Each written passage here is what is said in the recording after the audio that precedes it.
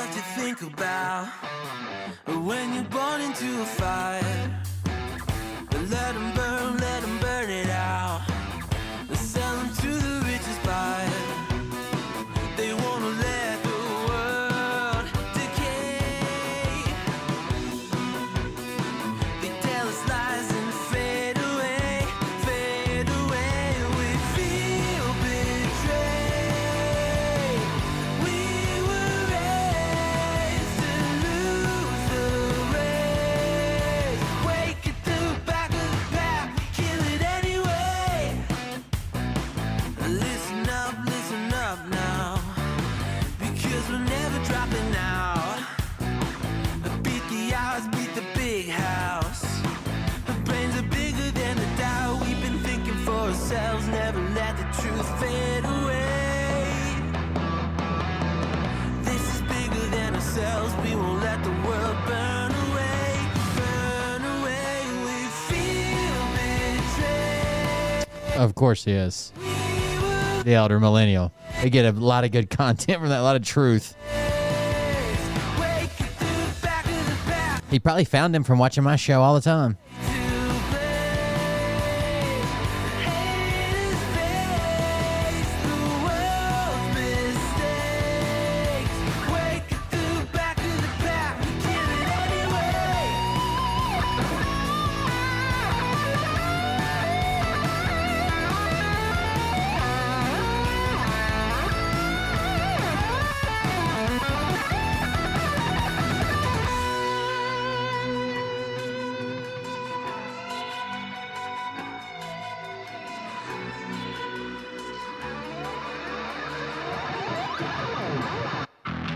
And we feel betrayed.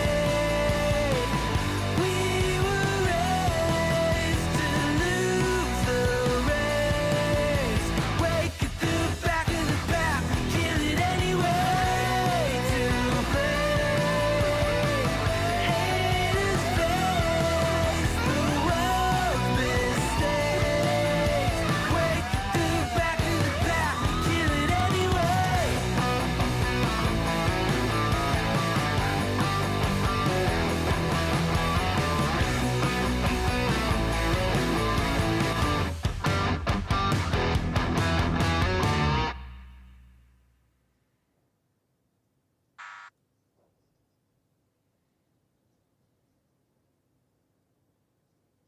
Let's go, baby.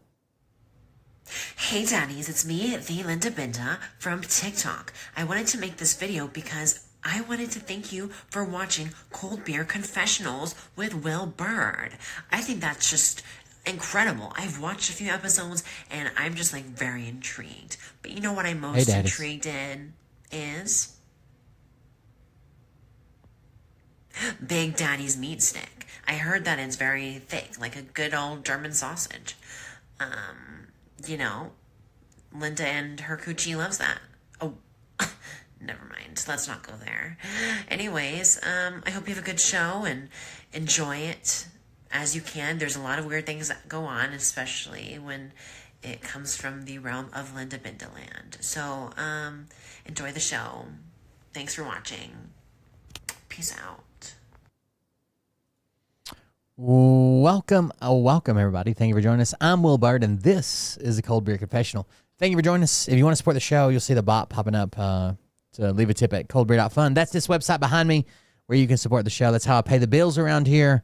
And this month, we're a little bit short, so I appreciate it. If you can donate, if that's something you can do. If you can't, I understand completely. I'm in the same situation. But if you can, if you like it, if you want to support the show, that's where you do it at coldbeer.fun. What's going on, guys? Welcome. I was just looking at something. I don't know what this is. I just saw it. It looks like it's from Canada. So we'll start there. And actually, no. Let's start with something a little bit happier. Let's start with this. I know what this is, okay? This is just friends hanging out on a live stream, okay? Just doing friendly things. So Scott Rogers is in this live chat with Gold Zeo Ranger.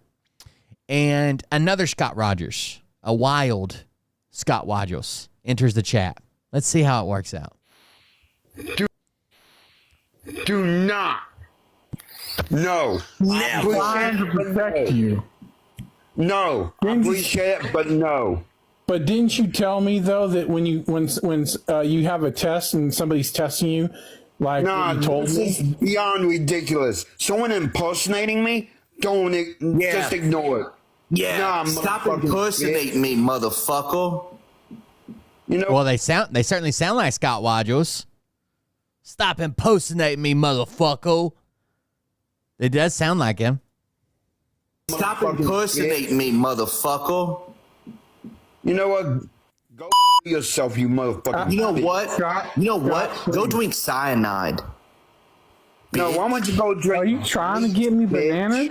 Are you Yeah? trying to get Why don't me you go bananas? drink your daddy's cum? I hope you're not Ooh. getting me bananas. You know what, bitch? Oh, well, that's how it turned out. Scott pulls out his dick on live stream. Why? Because it's not his live stream, and he's literally trying to get this person banned. Not the doppelganger. The Gold Zeo Ranger is the host. So he takes the camera, and he turns it down and pulls his dick out on live stream. I hope you're not trying to get me bananas. You know what, bitch?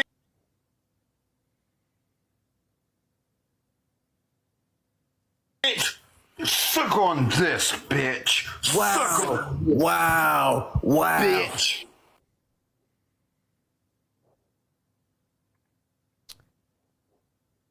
Pretty good conflict resolution, if I have to say, right? That's a pretty good way to do it.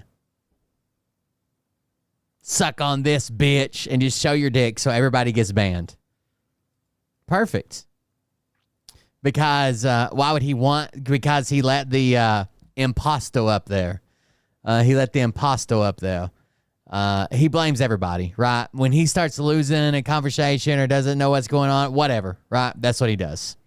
He immediately goes to saying stuff that he knows will get accounts banned. It might ban his account too, or get his account, suspended for an amount of time, but he doesn't care as long as everybody gets banned. He will literally tell him, like, I'm disabled. They were making fun of me. You should ban them and unban me. That's what his appeals say. So it is what it is, I guess. All right, now let's go to Canada. Here we go. All this says is Donald Trump is using the Marines against unarmed citizens in California. So let's see what this is. Good morning. I am here in the press gallery of the Parliament of Canada, the heart of our democratic engagement with people. And this morning I offer my deep concern, solidarity, and prayers with the people of California who are out in the streets unarmed defending the rule of law against illegal kidnapping and deportation, and they're being faced down by the military might of the United States Marines. We're not talking about creeping fascism here. This is full-on police state tyranny from the gangster president Donald Trump. And this is the man who will soon be crossing our border to attend the G7 meetings in Canada. I've received hundreds of messages of concern and outrage from Canadians that a convicted felon, sexual predator, and a man who's threatened our nation's sovereignty is being allowed into our country. I understand the Prime Minister Carney's reluctance to escalate the situation with the MAGA president. But we have to stop kidding ourselves, and we have to be very honest about what we are being asked to engage with. Donald Trump poses a clear threat to American democracy, to Canadian sovereignty, and to the international rule of law.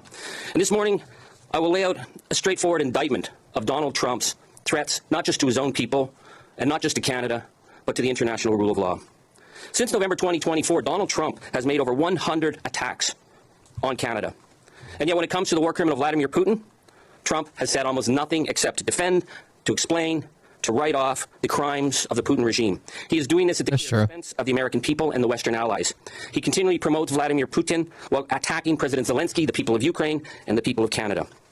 We remember that when Vladimir Putin launched his murderous invasion of Ukraine, Donald Trump declared Mr. Putin a savvy genius. And he said that the arbitrary seizure of Ukrainian territory was, quote, wonderful.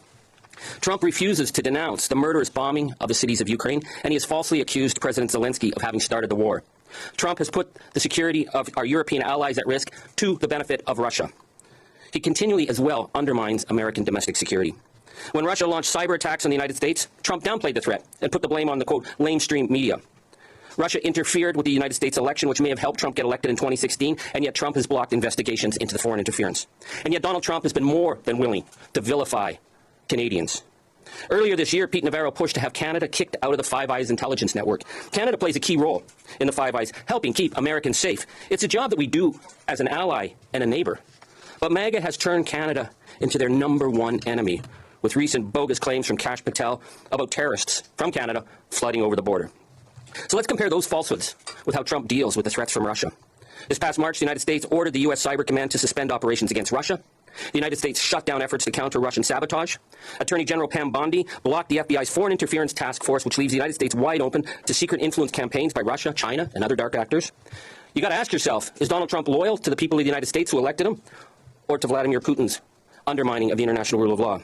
Just this past February, President Trump said he wanted Russia reinstated into the G7, and he falsely blamed Canada for having Russia been kicked out. Russia was expelled from the G8 then for illegally invading Ukrainian territory. In February, Trump opposed a European resolution condemning Moscow's actions against Ukraine. In opposing this vote on defending Ukraine's territorial sovereignty, the United States voted with the gangster regimes of Russia, Belarus, and North Korea. God, that sounds horrible. Canada's proposal on tackling Russian shadow fleet of oil tankers that are being used to undermine sanctions. In February, the United States vetoed Canada's proposal to establish a task force to monitor sanction breaches by Russia. The Attorney General has disbanded the program aimed at seizing assets of Russian oligarchs. Now, we know that Donald Trump, who is a convicted criminal, has been more than willing to aid and abet international war criminals. Vladimir Putin, like Benjamin Netanyahu, has bombed hospitals. Vladimir Putin, like Netanyahu, has targeted schools. Trump has said nothing about this. Vladimir Putin has kidnapped over 19,000 Ukrainian children, and in March 2023, the International Criminal Court issued an arrest warrant for Vladimir Putin over the unlawful deportation and transfer of children. And yet, as soon as he came to power, Donald Trump cut funding for the Yale program that was tracking Ukrainian children who'd been kidnapped from their families and forced into Russia. In March 2025, Russian lawmaker Andrei Kartopolov called for the United States to stop sharing Ukraine with intelligence, and following that, Donald Trump obediently cut intelligence sharing that led to a series of Russian strikes in Ukrainian cities. And Trump has defended Putin's attacks on Ukrainian civilians. And he says that Putin is easier to deal with than the people of Ukraine. Let's just talk for a minute about the tariff war. Trump has launched massive tariffs against Canada, Mexico, and Europe, his key allies. He has claimed that his tariff war in Canada will force us as a nation to break and beg to be his vassal state. On top of that, he's targeted 150 countries, including countries as small as Madagascar, Rwanda, St. Helena, Liechtenstein, Senegal. And yet he's not imposed any sanctions or tariffs on Russia. He falsely claims there is no trade with Russia. In fact, there's $3.5 billion in Russian trade that has been exempted from tariffs, and Trump says he wants more trade with Russia. He says this as he attacks Canada's manufacturing, steel, agricultural, entertainment industries. Canada can no longer view the United States as an ally. We know that Donald Trump doesn't believe in liberal democracy. He doesn't believe in the rule of law. Canada is an open and inclusive society. Little wonder that Donald Trump has denounced our nation as one of the nastiest countries he's ever had to deal with. And we'd be fools to pretend that his threat to, quote, get rid of the border by using economic force is somehow abated. We can't kid ourselves about the threat that's being posed by Donald Trump. Prime Minister Mark Carney is not inviting our nearest neighbor and friendly ally to join us in the G7. Prime Minister Carney is not inviting the leader of the free world to Canada. He is welcoming in Vladimir Putin's sock puppet, who will have the best seat in the key negotiations with the G6. Donald Trump will be there as we attempt to negotiate a deal in a dark new world. And we know that Donald Trump is there to undermine us at every step of the way. Canada must be focused on containing this clear and present danger to our nation and the rule of law. We must stand with the people of Ukraine and our allies who believe in the democratic order. The Prime Minister must state boldly that he will stand up against any attempts to interfere in Canada and to undermine through academia or through American corporations that are in Canada, any DEI measures that are in Canada, because Canada is a nation of diversity, equity, and inclusion. This is what makes Canada a light in this new dark age of gangster regimes. And Trump is the gangster. I urge Canadians to keep the boycott strong. I urge the Prime Minister to work with us and work with our allies and send a very clear message that we will not support in any way the rise of an authoritarian regime south of the border that is using the military against its own people. Canada at this point is holding the line, but we must remain true, north, strong, and free. Thank you. Jesus Christ. Canada taking Donald Trump to fucking school. Holy shit. Holy shit. And then while I was loading the show, I saw that known anti-Semitic fucking neo-Nazi, I guess, Jake Shields, is now lashing out at Jewish people in airports. So it says, this is the post I'm reading. This Jew came up insulting me as I was eating, then runs like a coward when I went and confronted him. he was shaking and refused to share his name. They are such cowardly and pathetic people. And then the post he's sharing says, it's from his podcast, the Fight Back podcast. A Jew just made the mistake of confronting Jake at the airport as we were eating. He'll post a video when we land, laugh out loud. Like this is probably not great, no? That's what it is.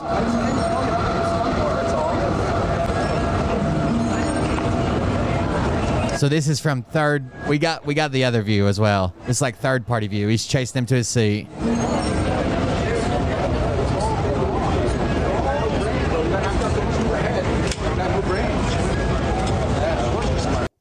They even left a post that says, the Jew didn't expect us to also be on his flight, laugh out loud. Jake walked on with a Hitler book from our sponsor, AntelopeHillPublishing.com.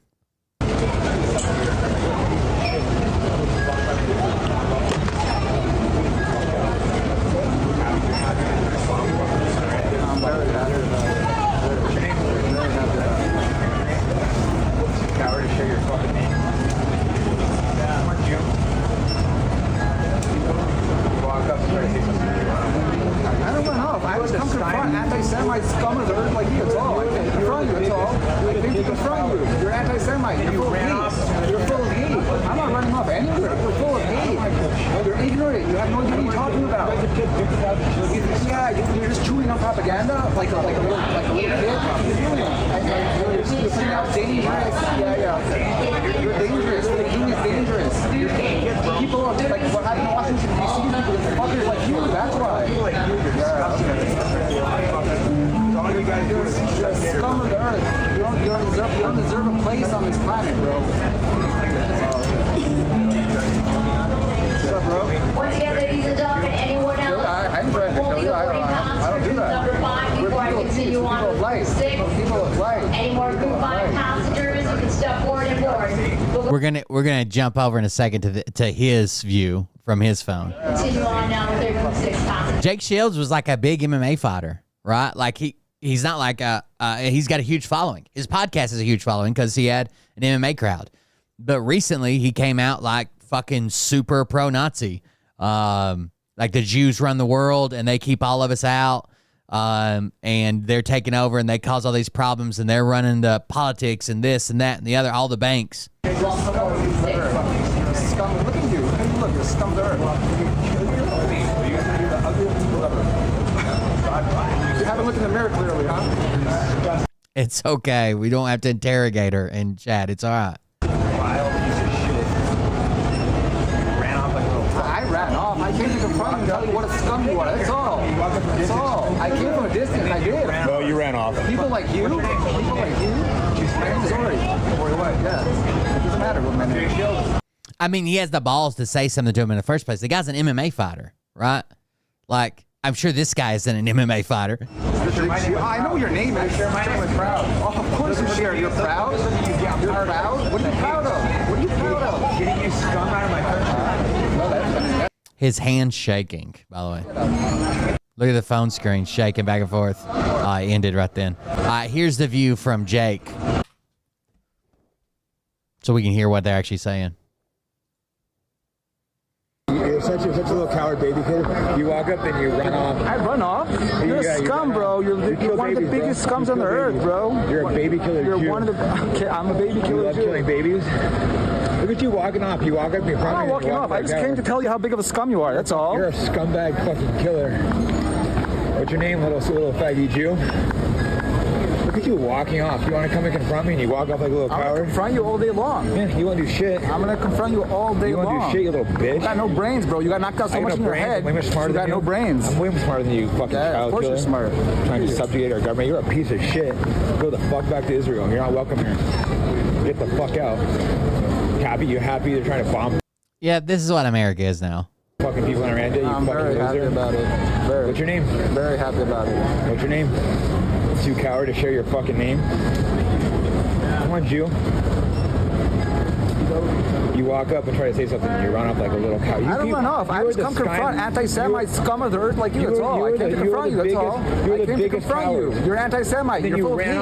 You're full of hate. I'm not running off anywhere. You're full of hate. I don't want to kill children. You're ignorant. You have no idea what you're talking about. You guys have killed 50,000 children. Yeah, you're just chewing on propaganda like a little kid. That's what you're doing. And you're putting out dangerous. Yeah. Okay. Dangerous. So you're dangerous. What you're doing is dangerous. You're killing kids, bro. People like what happened in Washington D.C. is because fuckers like you. That's why. People like you. Now you're bringing it on yourself. I told him not to fucking interrogate you. Did you have to fucking what? Now you're bringing it on yourself. Holy fuck. Your disgusting behavior, trying to get everyone fucking. Is all you guys do is subjugate our scum of the earth. You don't deserve a place on this planet, bro. You don't either. Oh, okay. You know, you threatening to kill me, huh? What's up, bro? Threatening to kill me, Jew? To kill you? I ain't threatening to kill you. I don't do that. Come on, Jew. You want to confront me, Jew? What? Who the fuck would think this is acceptable? Peace. We're people of light. We're people of light. We're people of light. You're people of darkness. The synagogue of Satan. Yeah, okay. Satanic fucking demon. You're scum of the earth. Fucking satanic you're scum demon. Look at you. Look at you. Look. You're scum of the earth. Look at your face, bro. You guys you're the ugliest people ever. God punished you. You haven't looked in the mirror clearly, huh? You're a disgusting, vile piece of shit. And you ran off like a little fuck. I ran off. I came to confront you and tell you what a scum you are. That's all. You walked up from a distance. I came from a distance. I did, of course. People like you. What's your name? People like you. My name is Ori. Ori what? Yeah. It doesn't matter what my name is. Jake Shields. I share my name with proud. I know your name is. I share my name with proud. Oh, of course you share. You're proud. Look at you. Yeah, I'm You're proud. What are you proud of? What are you proud of? Getting you scum out of my country. I'm gonna get you scum out of my country and stop subjugating. You're vile. You're a vile child-killing demon. What the fuck, dude? And then they get on the plane and he harasses him more with his Hitler book from their podcast sponsor.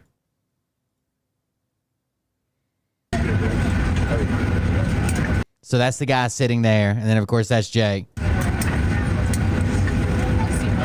It's kind of funny that Jake Shields' seat is further back in the plane than this Jewish man's seat is, but whatever.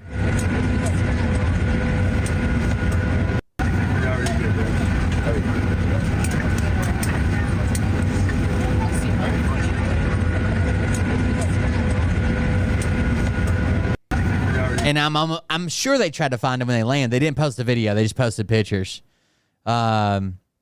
Someone said, I got to be honest, living in a quarrelsome life isn't good, and God explicitly tells us not to live like that. So they called that person a cuck.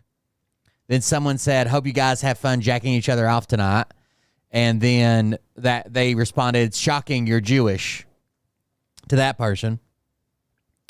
He handled that well, not Jake, the Jewish man. Jake holding the phone and filming like a teenage girl. Jake walked on with a Hitler book, in quotes.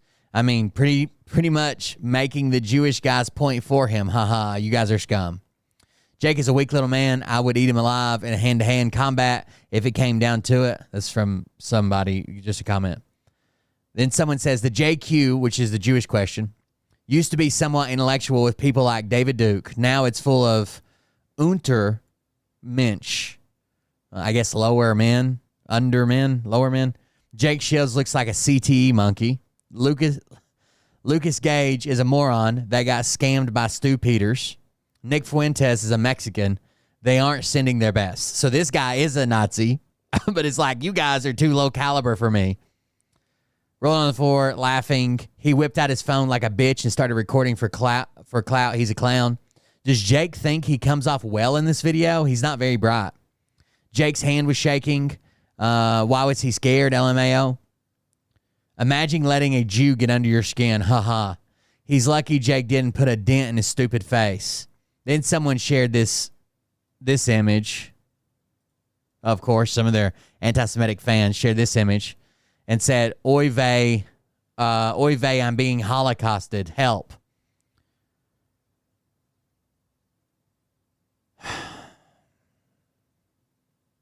Someone says, look, another Israeli that kills babies and is murdering people just walking around among us. Not what. So, like, I 1000% understand, like, the Palestinian people deserve to fucking live, right? And they're being genocided by Israel, right? Israel's killing everybody in hopes of killing some terrorists. But that movement is being latched onto by these horrible, horrible, horrible fucking people. Jake Shields is a piece of shit. Like a real piece of shit. I don't know how else to put it. He's a horrible, horrible fucking person. But of course, he's got a giant community. He's got a giant podcast, and he fucking makes money doing it. He's had no negative why would he ever stop, right? He thinks he's right. There's no negative repercussions for any of this, and he's fucking killing it with the Nazi crowd. Why would someone like there's no incentive for him to ever to stop. He's gonna keep believing what he believes, and he's gonna keep confronting people, and he's gonna keep doing this. Here's a post. It's so someone shares a post about it's the same thing, and it shows Hitler and Netanyahu, right? And Jake Shields says, "Dude, Hitler is the guy who actually stood up to these demons. Why did you post something so stupid?"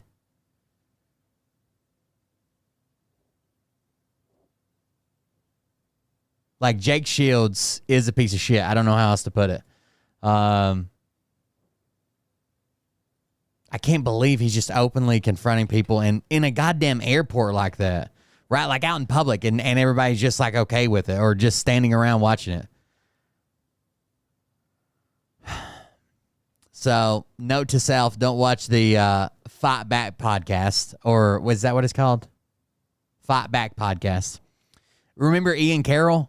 He had Ian Carroll on there just like a week ago. Ian Carroll is he's not full blown, like he doesn't come out and be like, we should kill all the Jews because they run the world and Hitler was right. But Ian Carroll, including on Joe Rogan, is like, are we sure that Hitler was the bad guy? You know, a lot of Jews control this, a lot of Jews control that. They're horrible people, and others are making them famous, extremely famous, while this is all going on.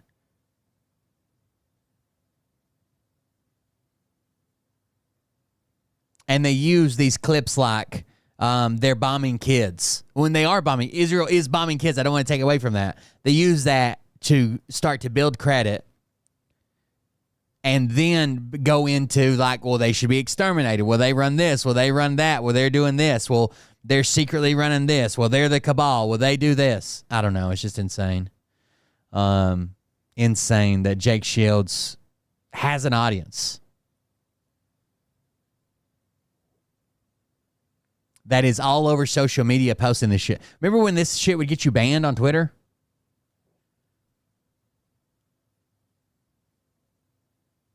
Right? It used to. Right? Am I wrong? It used to get you banned on Twitter. Now they're like, hell yeah, promote that account. You got it. Promote that account. That's one of the good accounts. It's one of the good ones. Fucking stupid. All right, let's watch something else. Fuck, I don't know. The world we live in is getting more and more depressing.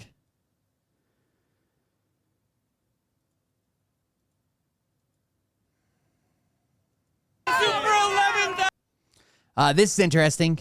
So the protesters in New York City that are peacefully protesting are doing, I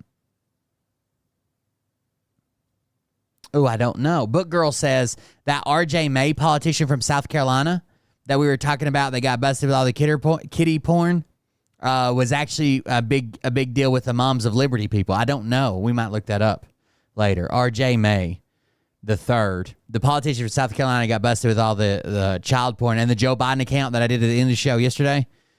Apparently he says from South Carolina was a darling of the Moms of Liberty, wasn't he? I wouldn't doubt that. The Moms of Liberty are fucking psychos. Oh, sorry. Back to this. The peaceful protesters in New York are Googling the NYPD cops' names and seeing how many lawsuits they have against them for being violent with citizens or doing their job incorrectly and being sued. For $11,000.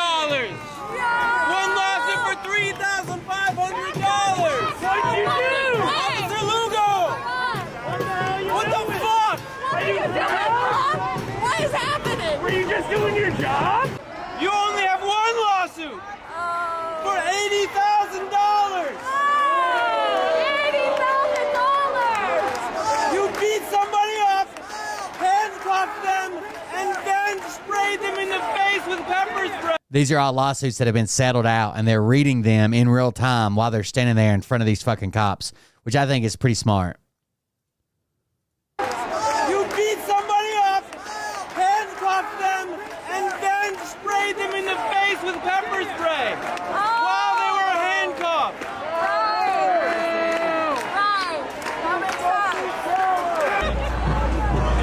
Yeah, I mean, it's a better tactic than fucking busting windows and attacking and shit.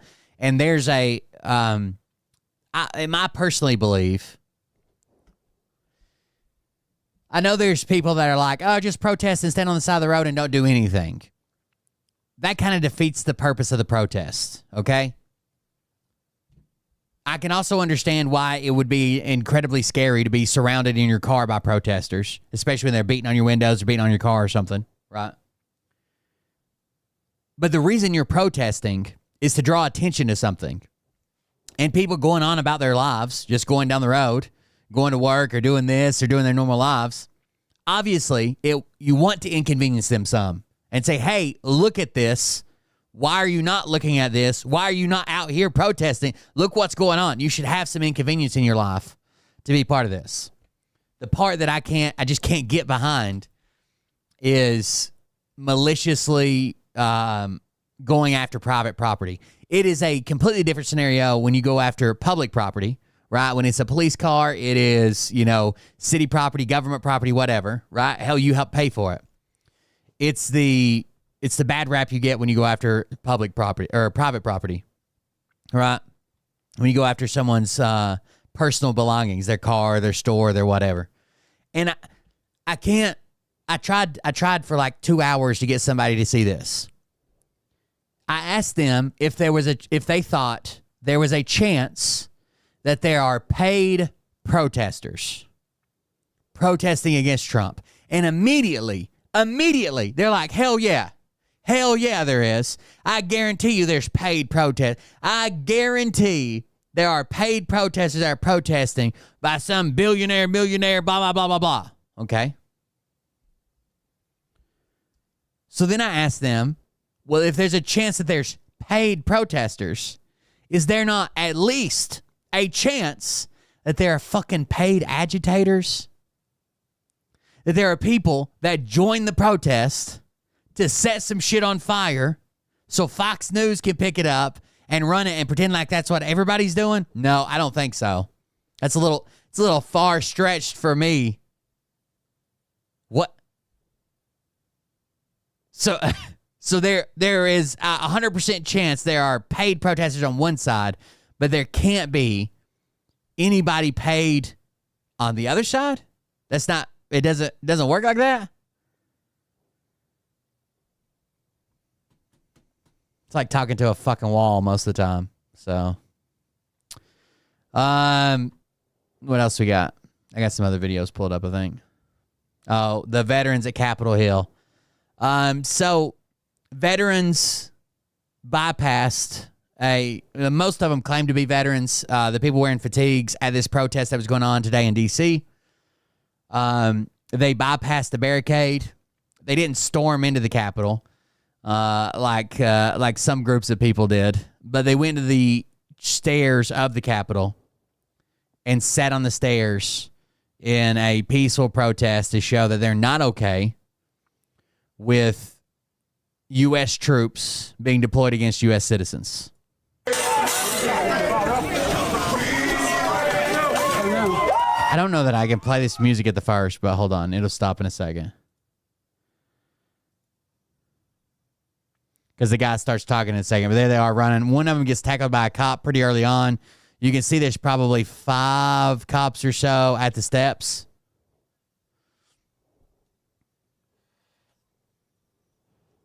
But they don't storm the building. They don't break inside. They don't break windows. They literally go, sit on the steps, and roll out a banner and sit there until they're arrested.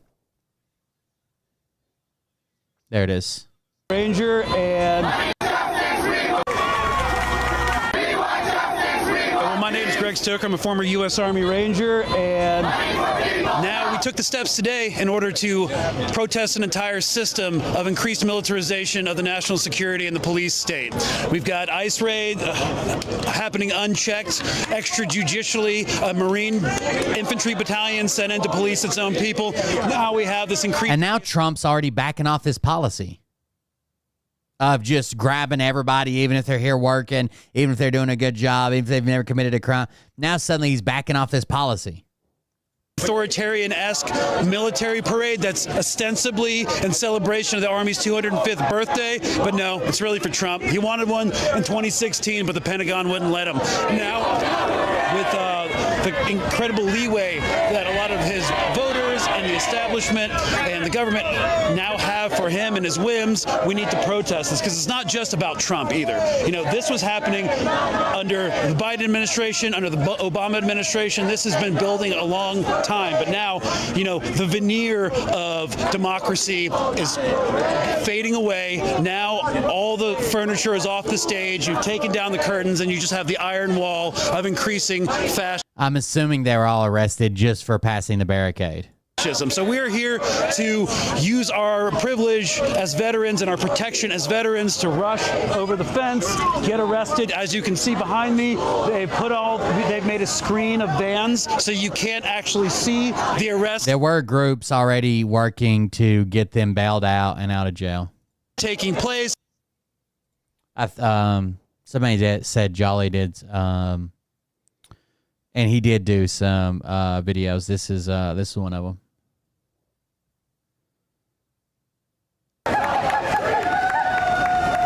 Yeah, they are getting arrested. They're arresting veterans. They're arresting veterans who are simply protesting the presence of the military on America's streets. And that dude that I always, I don't know if you guys ever see me bitch about him. He always pops up in my news feed. I don't know why TikTok thinks I like him or whatever, but his name is Goose. He did a video saying, did Jolly just record an insurrection? Is that what that's all we've heard about since January 6th? Insurrection. Does this look like January 6th to you? If I showed you both these videos in their full extent, would you be able to tell which one was January 6th and which one were veterans sitting on steps? These veterans are unarmed and peacefully protesting the presence of United States military on American soil to suppress our First Amendment rights, and here their First Amendment rights are being actively suppressed as well. Let's see if Jolly's got more. It says, follow up from the veterans who broke the barricade and sat on the Capitol steps. Jail support is actively working to ensure everyone is released, and there is a bail fund in place. I will follow up with more information if they need further funds raised. That's the one we just watched. This one's blacked out for some reason. A group of veterans just broke through the barrier in front. This is the one that Goose guy was responding to, saying, did he just record an insurrection? Capitol building, and they're currently holding a sit-in on the Capitol steps, demanding that the government take military off of United States streets. Let's watch it happen. I mean, I wouldn't put it past people 100% to either show up because they love Trump, or because they're paid or benefit in some other way, and do fucking dirty shit during a protest. I'm sure there are also just people that do it, right? They get aggravated, they get pissed off, they do something, they set a car on fire, whatever. But there's a chance, a pretty fucking good chance, that some people are doing that shit on purpose to make the bigger message look worse. Give Fox News something to do. We got people breaking through the barriers of the Capitol building. We got military off of. I don't know what was already happening here. So I guess that cop's arresting somebody. He just grabbed somebody in this corner and threw him to the ground. Because when the gate falls, it falls on both of them. The gates are like chained together. So the gate falls while he's arresting that person. And it falls on both of them. We got people breaking through the barriers of the Capitol building. And the cop just says, whoa, whoa, whoa, whoa, whoa, whoa, whoa, a bunch of times. We got people breaking through the barriers of the Capitol building.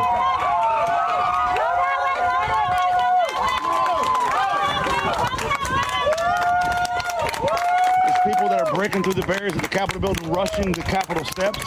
We got people rushing the Capitol steps right now.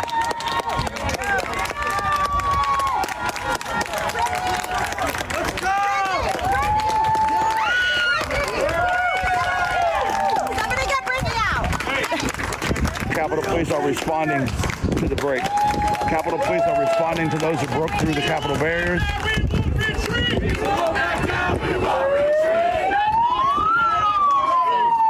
They're taking a seat. They're taking a seat on the Capitol steps. Other side of the bike rack. They're taking a seat on the Capitol steps.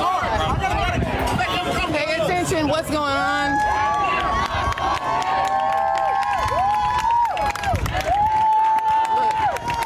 He reminds me of that super, super polite, like Vietnam veteran that chained himself to that pole that day. And he was just like hanging out, like having the most casual conversation. He's like, I hope I get home by 8 p.m. I got to take my medicine. You guys know what I'm talking about? We watched that video. You busted him? They tripped over the barricade. We got veterans. That cop's like, ain't you got somewhere to be? And he's like, no, my wife passed away like 10 years ago. So if I wasn't here, I'd just be sitting at the house. What the fuck? The barrier at the Capitol. Veterans, military off our streets. The veterans say military off our streets. They're taking a sit-in on the Capitol steps. To sit in on the Capitol steps, breaking through the barrier. Fuck out of here, Sarasota. Fuck out of here. A group of veterans just... So I don't know if you know this yet or not, but we are past the point of no return. These protests have spread across the country. Seattle, Austin, Texas, Dallas, Texas, Charlotte, North Carolina, New York, Atlanta, Chicago, Tampa, Florida, and probably plenty of other places. These protests are spreading. The people are fed up. There's a sitting United States Senator Alex Padilla, who was drugged out of a press conference today. That was pretty wild. From all the videos I can see, he walked up and said he had some questions. Then they pushed him back, and he said, well, I'm a senator, and that's the building he works in. The reason he was there is because he was getting a briefing from one of the National Guard people in his office. And he comes down, and he's like, I'm a senator, sitting senator. He gives his name, who he is, and I want some questions. And they just fucking shove him out the door, shove him down to the ground. They're telling him to get on the ground and also put his hands behind his back. And he's like, I can't get down. It was what, you just want me to jump on my face? Handcuff him and drag him away for trying to ask Kristi Noem a question. For simply asking a question of the Secretary of Homeland Security and then told that he was out of order and that it was not his place. In 2 days, a series of protests are about to break out across the country called the No Kings protest because our president's tiny, tiny ego requires a military parade for his 79th birthday, oldest president ever elected. Those protests will join the already ongoing protest.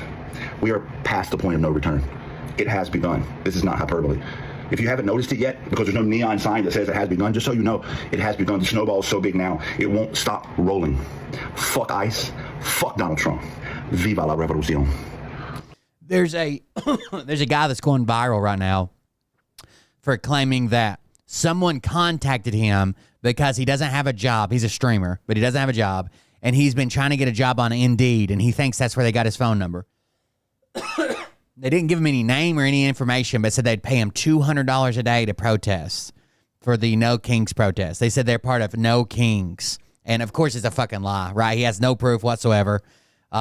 Just says it was a random block caller that called and told him this. But that's going so fucking viral on the right, saying, they're all paid. None of them's really protesting. I saw the storms. Might end up fucking it up. Yeah, I think we've seen all these videos now. There's Mark Kelly there. I thought of countries like... And Christine... Oh, shit. Hold on. I thought of countries like Russia and China immediately when I saw what happened to my... I think Mark Kelly might run for president in 2028. Like Alex Padilla. And to think of how other countries are now looking at us and perceive this. This is a guy who's just there to do his job. He's got a responsibility to his constituents, oversight responsibility to ask questions and get answers. And this administration doesn't like questions. It seems like they don't like Project Verity. No, it's just some guy. any opposition whatsoever. You have a unique perspective. You're a veteran. You've been to other countries. I've been to Russia and China. I've seen what that's like. We don't want that. We don't want that. This kind of stuff is out of the authoritarian playbook. So he owns some crypto page bullshit on Twitter, and he was tagging Alex Jones saying, hey, I'm the guy in the video if you want to have me on. People say when they hear you say stuff like this, oh, this is hyperbole and political theater. Can you draw some parallels for us how we're looking at Russia and the United States? Well, this stuff's like... I'll show you the video in a second. Overnight. You know, it is a drip, drip, drip kind of thing. You send troops. And then he was live streaming later that day, and someone asked him, like, well, who called you? No names, man. Or no, he said, how did they contact you? He said, they called me. They said, how'd they get your number? Oh, well, I guess maybe because I applied for jobs on Indeed. And they're like, oh, okay, what number did they call you from? It was blocked. Okay, well, what was their name? No names, man. We don't do names. It was very secretive. You send Marines into California because there are protests, which, by the way, the LA police are well equipped to handle. And then that gets normalized for people. They're like, well, okay, he did that. And then maybe the next thing, they're throwing around a U.S. senator. Imagine what they're doing to people's, mothers and grandma who, might not. Right. Do you think it would be better or worse for you if you weren't a U.S. senator and tried to ask a question of your elected officials, appointed officials, whatever? Have the right documentation, or even saw on the street in New York City the other day on a video, a woman who was a tourist from Chile and getting apprehended by ICE. I mean, now we're just starting to grab people randomly on the street because of what they look like. I thought of... Yeah, it's definitely not randomly. It's definitely because of what they look like. Here it is. And, people like... I just got offered $200. He's 1,000% lying. Guaranteed. $200 a day to go protest ICE in New York. The organization was called No Kings. They said June 14th we're going to be protesting, and these are the streets that you need to be on, and this is what you need to do. You need to cause chaotic disruptions, and they said that there's going to be pallets of like bricks and different things everywhere that protesters could use. They said, "Are you shitting me?" So they're calling out where they know they could be recorded. And saying, we'll give you $200, right? There's going to be pallets of bricks. We just need you to cause chaos, attack people, randomly set shit. They really want to wreak havoc. It's kind of ridiculous. Me as an American, although I need the money, I'm like, this is very, very unpatriotic. If I was to go take this money and go protest, it's not very American. It's not what I saw Nancy Mace and MTG were sharing this or commenting on it one. It's obviously not even, worth the time, but, $200 a day is what they're paying people to go protest. The corruption is up here because it goes way beyond these organizations. They want... And then the fact that he's trying to capitalize. So someone used Unclip Me, which is a service where you can clip somebody's video, and it went viral. Not his post didn't go viral. His video did, but other people posting it. So then he's trying to still get that credit, saying, "Hey, it's me in the video. You want to interview me? You want to interview me?" Want to destroy America, and people like me that need money. They're fake too. The people that are being paid to come watch the parade, those are fake too. Actually, if you go to that. It is a Craigslist ad. It's actually a picture of the Russian military in the Craigslist ad. And some of the things they say are just funny. But it's fake too. I'm almost 100% sure it's fake.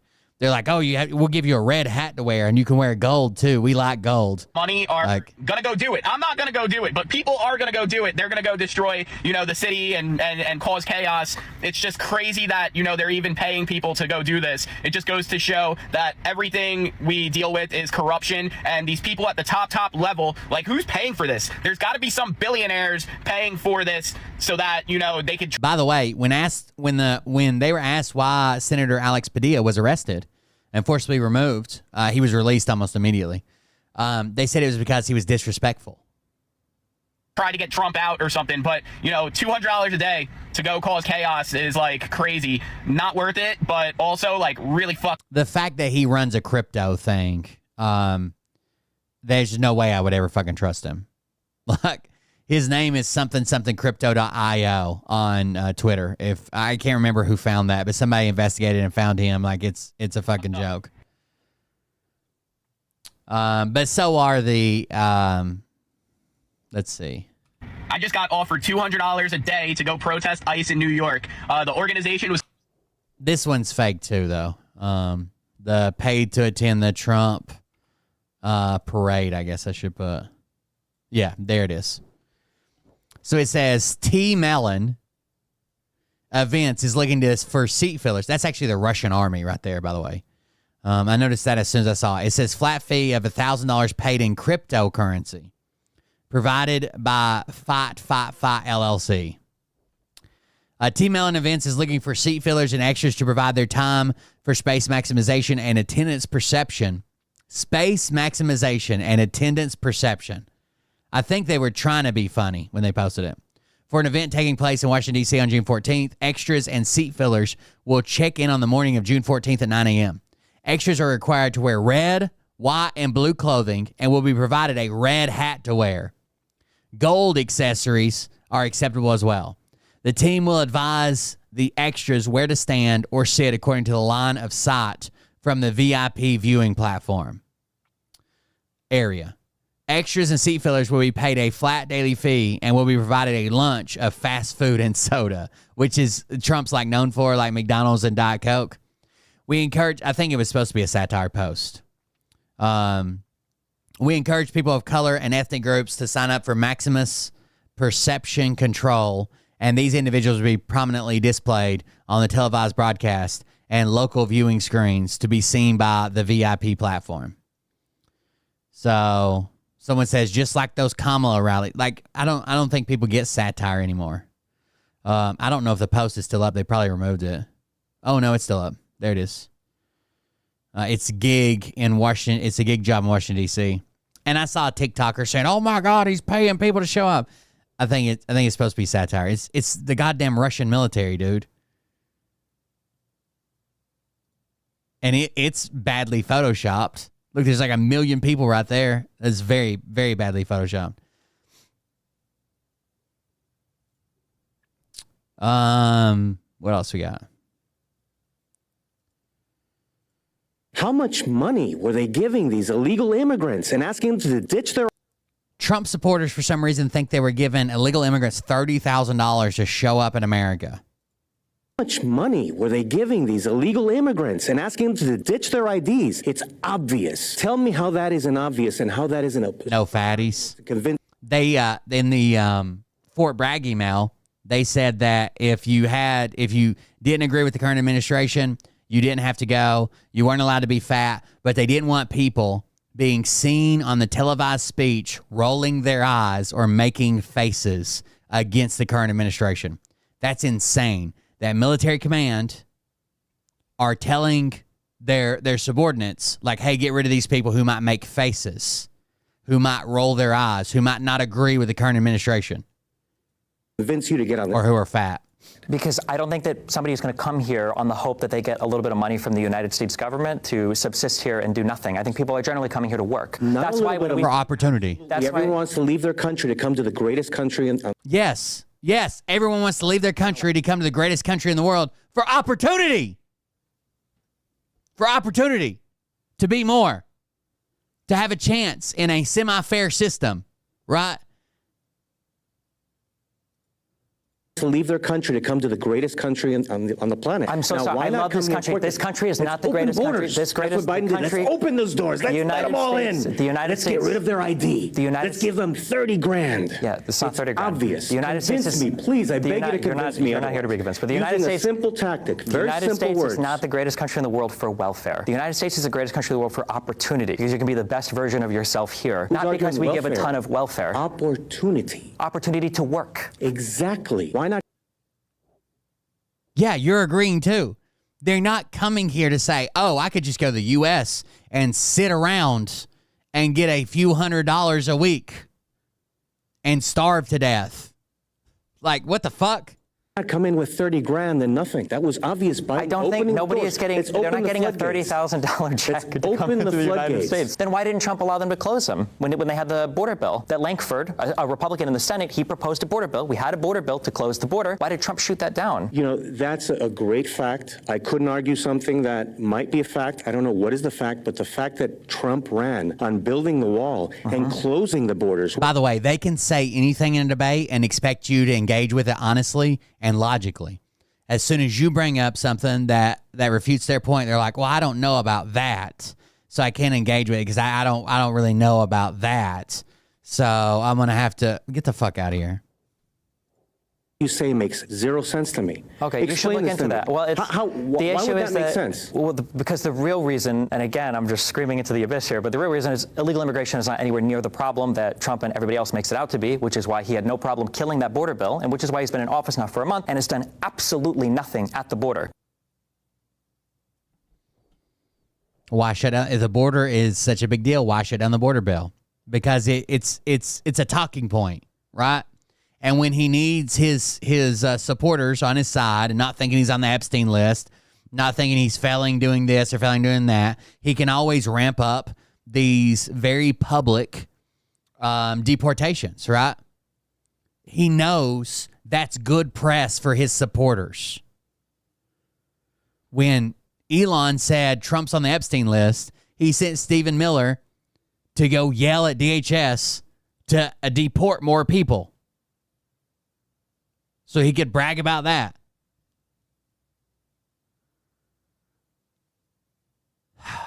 Fuck.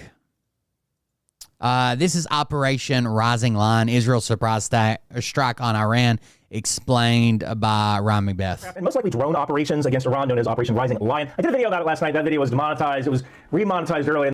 Last night, Israel conducted a series of aircraft and most likely drone operations against Iran, known as Operation Rising Lion. I did a video about it last night. That video was demonetized. It was remonetized early in the morning, like after everybody had seen it. So thanks for that one, YouTube. Look, if you got $5, please toss me $5 at RyanBeth@substack.com. I could use the money. Now, what's funny is this weekend, all I wanted to do was try out my new sand wedge and read this book. And it looks like the world is certainly intervening in that. So, look, I kind of figured that something was going to happen a few days ago when the U.S. evacuated its embassy in Iraq. In the intelligence community, this is what we call a clue. Right? And then last night, I'm sitting on the porch, I'm smoking a cigar, I'm reading, and I get this message from my Iranian fans telling me that they're under attack. Now, one quick note. If you're a fan, whether you're Iranian or Israeli or whatever, if you come under bomb or missile attack, don't go outside to record it, okay? Like, stay inside in an internal room. But I am concerned about Iranian surface-to-air missiles or anti-aircraft artillery going up and then coming back down again and hitting you and hurting you if you're standing out on the balcony recording. So debris is a thing, especially friendly ammunition that falls back down to earth. So here's what's kind of interesting here. The Iranians were messaging me, and I have my Israeli fans messaging me as well. So both sides are like texting me, telling me what's going on. And what's also interesting is that a lot of the Israelis messaged me and said they were woken up by alerts, and their entire country is shut down. So what did Israel strike? Well, that information is still coming out, but it looks like they struck top-level military commanders, nuclear scientists, enrichment facilities, and in some cases, individual scientists, individual military commanders. How'd they do it? Well, wouldn't you like to know? Most likely they did this through airstrikes, although this is where things get kind of interesting. Israel basically has three kinds of long-range strike aircraft: F-16I, F-15I, and the F-35I. It is a long trip to Iran, and Israel only has like 7 They were saying last night that the fucking drones that Iran was sending back would take like 7 hours to get there. Fueling tankers of the 707 variety, although they are supposed to be replacing them with the KC-46 Pegasus. They might be able to use their C-130s for refueling or carrying buddy stores. I have been told that some IDF aircraft have probe and drogue refueling, so maybe buddy stores can be carried by another fighter to help kind of extend the legs of an Israeli fighter to get to Iran and back. I also believe that the F-35I, which is really a variant of the F-35A, has the plumbing installed to carry drop tanks, although I don't believe the U.S. has ever developed drop tanks for the F-35 because why, right? It ruins their stealthy capability. But if Israel figured out a way to make stealthy drop tanks... Yeah, so usually air missions are planned on how much time you can spend on target, right? You don't want to go there and be out of fuel, right? What if you get engaged? What if you have to fucking fly around something? What if you have to take a different route back? What if you're trying to dodge something? It's usually planned on how much time you can spend on target. And then the trips are calculated and you calculate your fuel from there. It's a long fucking trip. That is certainly something they... For a fighter jet, for sure. Right, it's Israel. They're very good at doing these surprising things. Next thing I want to talk about is how fuel is the operational constraint. Everything is planned around fuel. And I did some rough calculations, and Israel can maybe sortie 200 long-range fighter flights per day. That's kind of at the max of their tanking capacity. They can probably keep that up at the same operational tempo for 5 to 7 days before the airframes just need to be grounded for maintenance. Look, a jet fighter is not a Toyota Corolla. Jet fighters need maintenance to remain in the air. Now, dogfighting is likely something to be avoided since it eats up fuel at horrendous rates. If there's any air-to-air stuff, most likely it will happen beyond visual range. This is a severe handicap for Iran. Their pilots don't necessarily get a lot of hours. Their airframes tend to be from the 1970s, although there have been electronic upgrades. But in a air-to-air fight, Iran would almost certainly be at a disadvantage with a modern Israeli 4.5 generation or 5th generation fighter. Now, I also noticed this thing here. If you look at civilian traffic, at least as of 9:30, they probably weren't battery drones. They were probably they probably used internal combustion engines, right? in the morning on Friday, the 13th. It looks like flights all over Iran, Iraq, Syria, Jordan, Israel, they're all grounded. All those flights are grounded. Now, this flight tracker map also gives us a good idea of the routes Israel are taking into and out of Iran. It also tells us what countries might be helping actively or what countries might be looking the other way. Now, I also want to mention that there is a non-zero chance that people on the ground help with this. There is a significant portion of the Kurdish population in Iraq, Syria, and northern Iran. So there is a non-zero chance that Iranian Kurds, Iraqi Kurds, or Syrian Kurds, they smuggled in drones or loitering munitions, somehow Operation Spiderweb style, this whole thing, to hit Iranian air defense targets before the strikes even began. It's also possible that maybe Israeli planes didn't refuel in midair at all, but maybe they landed somewhere in northern Iraq or Syria. It's not, and it's not like a drone like I fly, right? It's like a remote control airplane drone, right? It's got wings. So the big thing is it taking off. That's when you're going to use almost all the fuel it's going to use. Then it just has to have enough power to just maintain its height until it gets to the target. With the aid of sympathetic Kurdish locals. There's a non-zero chance of that. Another interesting thing is the June 12th moon was a waning gibbous. That means that Israel was dealing with 98% illumination in the night sky. That's usually bad for strike fighters. Ideally, you want to wait for a new moon where there's no light in the night sky because it makes shoulder-fired rockets a lot harder to aim, especially when you can't see the enemy fighter in the air. Now, a new moon would have been around the 23rd, 24th, 25th of June. So launching during what is essentially a full moon phase tells me that Israel needed to hit something right now. Like, they couldn't wait for a new moon. They had to hit it right now, which also leads me to believe the Iranians were planning something. We just don't know what that thing is, and we might never know. Another question, was the U.S. involved in the attack? I doubt it. Right now, there is some internal instability going on in the U.S., and it's really playing well with Trump's base. This large show of military force in L.A. is considered good television. He has this parade he's really been looking forward to coming up. You have a lot of footage of brave American soldiers in lines. You have senators getting arrested. You have alliterations like, you spit, we hit. The administration was almost certainly aware the attacks were happening, but I doubt they actually helped it along because right now, I think the president kind of wants to focus on his domestic agenda because it's playing really well in his ratings. So Israel comes along, basically just takes the air out of the room. That's why I don't think the U.S. had a hand in this. I think the president was cutting his ratings. Support deporting immigrants who are in the country illegally. So Israel comes along, basically just takes the air out of the room. That's why I don't think the U.S. had a hand in this. I think the president was kind of enjoying the ratings response from the immigration crisis in the U.S. And if you look, what's crazy is like he has a chance to win with not only his base, like his more violent supporters, his further right supporters would probably hate it, but the majority of his supporters and a lot of people on the left would love for him to say, okay, look, the people that have been here for years, not gotten in any trouble, not done this, not been arrested, no criminal record, they haven't done anything, we're going to give them a 10-year path to citizenship. It's going to be hard. You know, they really got to work at it. They get in one little bit of trouble, they're out of here. But we're going to let them, do 10 years. And everybody would like that. He could even say, not the rapists, not the drug dealers, not the gang members. They got to go. I don't fucking get it, dude. Other than it's distraction from every time something comes up about him being the piece of shit he is. He's like, go beat the fuck out of some brown people. Look at a lot of President Trump's actions. If you kind of think about what would get good TV ratings, he tends to go and does that thing that gets good TV ratings. I don't think MAGA would be mad. They're already jumping on board with him changing, doing a fucking 180 and saying, oh, well, the farmers need people here. The hotels, we're ruining their businesses. And he's never fucking, that's what we've been saying all along. And they're like, oh, you're for slavery? Is that what you're saying? You want brown people picking your fruits as slaves? That's what. And then he says it, and they're like, yeah, makes sense. I know a farmer. So I don't necessarily see how a foreign strike on Iran by the United States would generate the kind of ratings that he's getting with the domestic problems right now. So kind of follow, I'm sure you've heard people say follow the money. In the case of the current administration, follow the ratings. And that kind of leads you toward their plan or leads you toward what they're doing.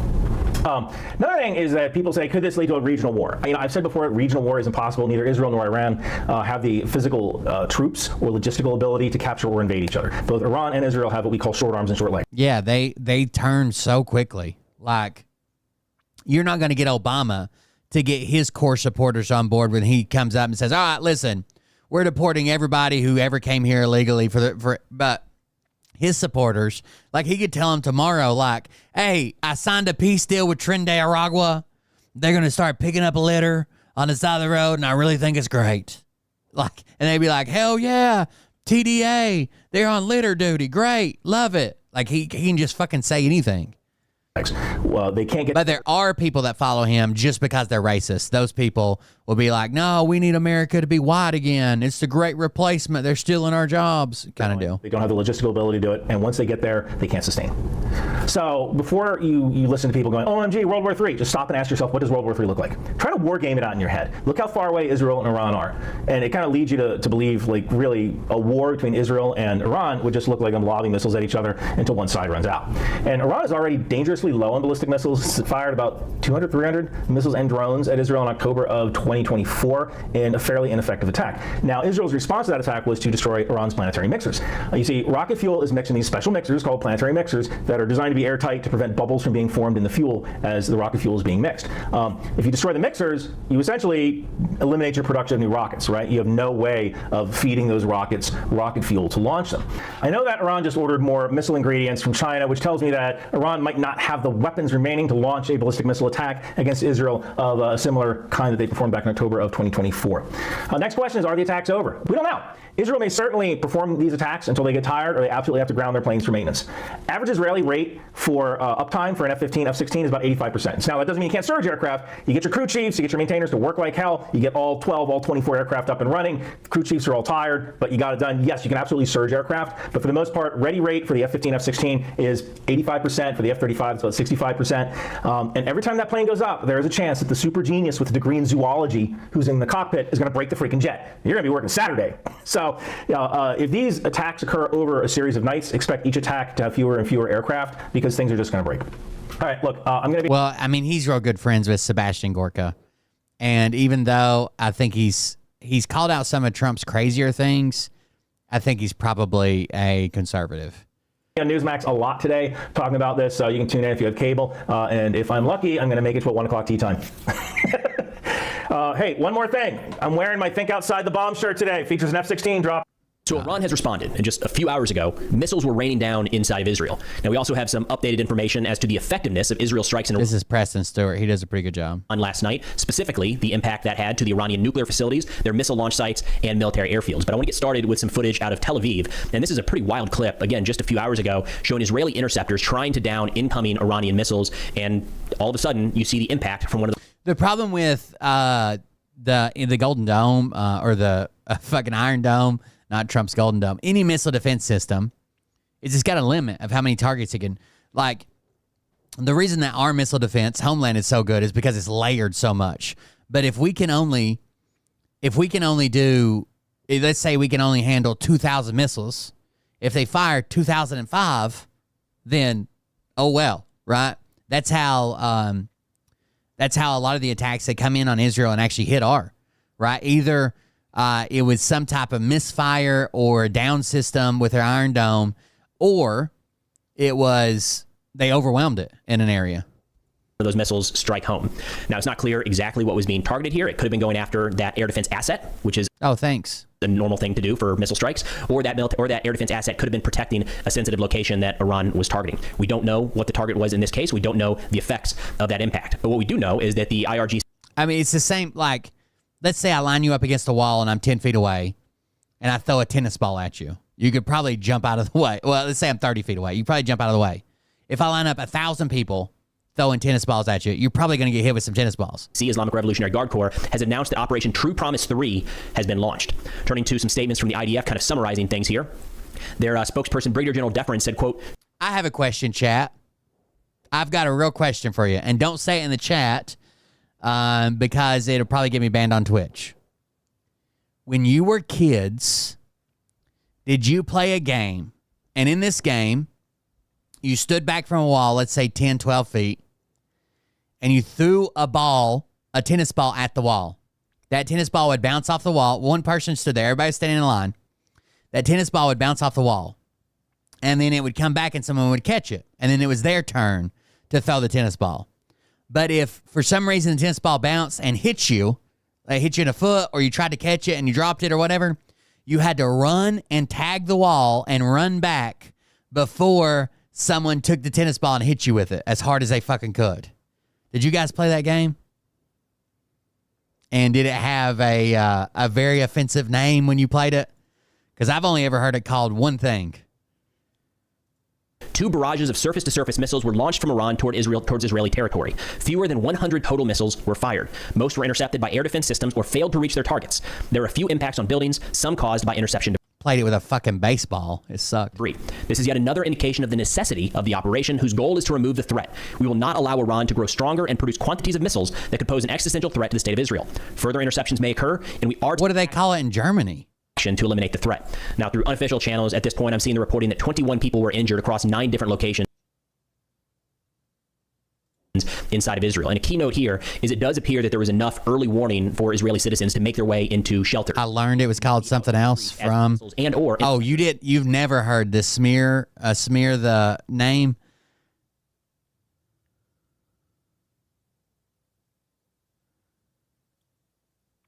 It rhymes with smear. Smear the blank, and it rhymes with smear.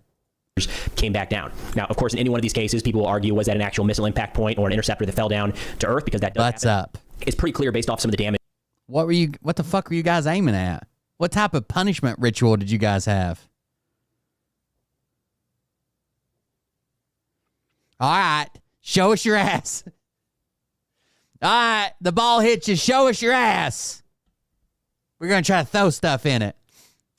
We're seeing in these pictures out of Israel that some of those munitions did get through. And I don't think Israel's even saying that 100% were intercepted. The highest number I saw was 97%, but that includes about 100 missiles and then 100 drones. I've heard actual teachers, come out while we were playing it up against the wall and say, hey, stop playing, smear the, just say it. Teachers, adult teachers. Drones fired earlier today, so 200, that means 6 to 10 maybe on or about got through. Now, which does kind of link up with what we're seeing in the different videos. And I should also mention that it does appear that Israel's allies did participate in some of the interceptions here. We have the first report that I've seen of confirmation that the United States, now it's coming from an unnamed official, right? But it's being reported that U.S. forces did assist in the interception of some of these drones leading up to... I didn't learn until years later it was called, I guess other people call it wall ball. Some people call it butts up, you dirty slut. So that were fired from Iran towards Israel. Now, turning to the Iranian side of things here, the IRGC put out a statement just as this kicked Smear off. the deer. That's a good one. Units of the IRGC Air Force targeted military centers and air bases that were the source of the criminal aggression against our country, as well as military industrial centers used by the Zionist regime's army to produce missiles and other military equipment and weapons to commit crimes against the resistance peoples of the region, especially the oppressed Palestinian people and Gaza. Field reports, satellite imagery, and intercepted intelligence indicates that dozens of ballistic missiles effectively struck strategic targets. Despite claims of interception, the enemy failed to counter... Yeah, other people just called it... The people that weren't horrible bigots called it wall ball. But there's also another game. There's a bunch of games called wall ball, so it's kind of hard to differentiate between all of them. The waves of missile attacks launched by the Islamic Republic of Iran. Again, we have a lot of footage at this point. Clearly some got through. Dozens feels high. My gut right now says somewhere between 6 to 8, maybe 9 that actually made their way through to effectively strike something. Now, whether they actually hit the desired target is a different story. And then if they had the desired effects on that target is another story as well. Now, speaking of claims that turned out to not be true, I'm seeing a lot circulating on Iranian media earlier today saying a couple of different directions. And this is one where I think it was so artificial to begin with that it maybe spawned in a couple different directions, but there have been claims suggesting that Iran successfully shot down 2 Israeli F-35s, and they've got a nice... I don't know about it. Iran's airframes are from the 70s. There's Soviet era jets from the fucking 70s. Fancy infographic showing how that clearly happened. Definitely not. I can confirm this is not AI. That is a genuine picture of Iranian air defense. This second one, though, is an old picture from what I can tell. So there's stories circulating, rumors circulating that Iran downed at least one, maybe a couple Israeli F-16s over Iranian air. There's a famous line in the show Office that is, Dwight, you ignorant slut, while he's doing he actually does it twice. And the pilots, according to Iranian sources, the pilots ejected and the search is ongoing to capture those pilots. Again, the reason I say this is so fabricated that the stories start to branch in every direction. Some say it was F-35s, others say it was F-16s, others still say they were captured. Some say I've seen the pictures of the captured pilots, which is crazy because I, for the life of me, can't find those pictures. One of the reasons I think we're not seeing those pictures is this image that is being shared as evidence across Iranian media right now of this shoot down of Israeli jets is actually from 2015.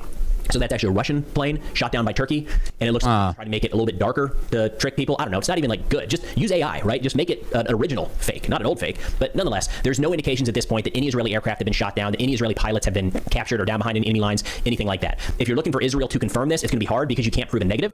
More than a dogfight, I would expect to hear like a shoulder fired something. Like they had some type of high-tech shoulder fired that they had smuggled in and had been waiting on an opportunity to use and hit an F-16. Rather than, oh, there was a dogfight that broke out and they shot down an F-35. Oh, okay. We are reliant upon Iran at this point to show evidence, not only that they downed Israeli aircraft, but that they have a pilot in custody like they claim. Again, we're getting a lot of footage out of Iran at this point, showing air defense assets in action. A lot of their citizens filming things, uploading it to the internet. We haven't seen anything yet suggesting that an aircraft was hit, haven't seen any wreckage, anything like that at all. Doesn't mean it can't happen, just doesn't look like it's happened so far. Now, in terms of these attacks, we did start to get some statements from Israel saying they're going to respond pretty aggressively here. Defense Minister Katz said, quote, Iran crossed red lines when it dared to fire missiles at civilian population centers in Israel. We will continue to protect the citizens of Israel and ensure that the Ayatollah regime one ball spiel pays a very heavy price for its criminal actions.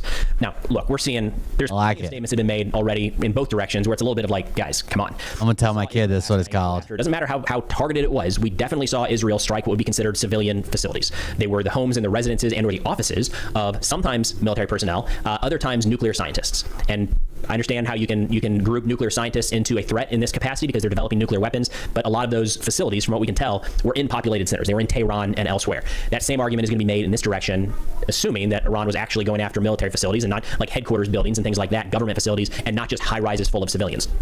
So we are going to see that play in both directions. Nonetheless, Katz says that the Ayatollah is getting ready to pay a heavy price. It's not clear if this is going to be in addition to the ongoing operation that has not stopped to dismantle the Iranian nuclear program. It's ongoing right now, but it's entirely possible we see more of a targeted operation going after senior Iranian officials, maybe even the Ayatollah himself, which sounds crazy, but when you put it in the broader context here, that may actually be in the cards. I mean, we just had Netanyahu a few minutes ago put out a statement to the Iranian people where he said, quote, we are in the midst of one of the greatest military operations in history. Yeah, there's a full lockdown, all the information going in and coming out of Israel. Operation Rising Lion. The Islamic... You guys ever played Flunkerton? That is a deep one. Flunkerton. Flonkerton. Flunkerton. Which has oppressed you for almost 50 years, threatens to destroy our country, the state of Israel. The objective of Israel's operation is to thwart the Islamic regime's nuclear and ballistic missile threat to us. As we achieve our objective, we're also clearing the path for you to achieve your freedom. In the past 24 hours, we have taken out top military commanders, senior nuclear scientists, the Islamic regime's most significant enrichment facility, and a large portion of its ballistic missile arsenal. More is on the way. The regime does not know what hit them or what will hit them. It has never been weaker. This is your opportunity to stand up and let your voices be heard.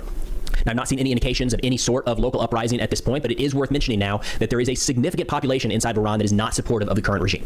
This is one of those scenarios where you do not have the entire country in lockstep with the ambitions and the policies. Yeah, I think Netanyahu probably went to Greece. I think that's what people are saying. Of the leadership right now. We don't know if there's enough people to actually affect change. That, of course, takes significant bravery and sacrifice to do anything like the toppling of an autocratic regime like we see, or theocratic regime like we see in Iran. But make no mistake, there are going to be videos coming out showing people, we've already got some, heck, I'll play one right here, of people chanting death to Israel, death to the United States, celebrating in the streets these strikes against Israel and hoping for strikes against the United States. But that is a divided population. And there are a lot of Iranians that have friends in Israel, have friends in the United States, and want to just get along and do not like what their government is doing. Just keep that back in mind. Now, before shifting into some of these battle damage assessments that we're seeing from the Israeli strikes, I do want to mention that we have a podcast. Have you guys ever seen pictures of Iran prior to the 1979 Islamic Revolution?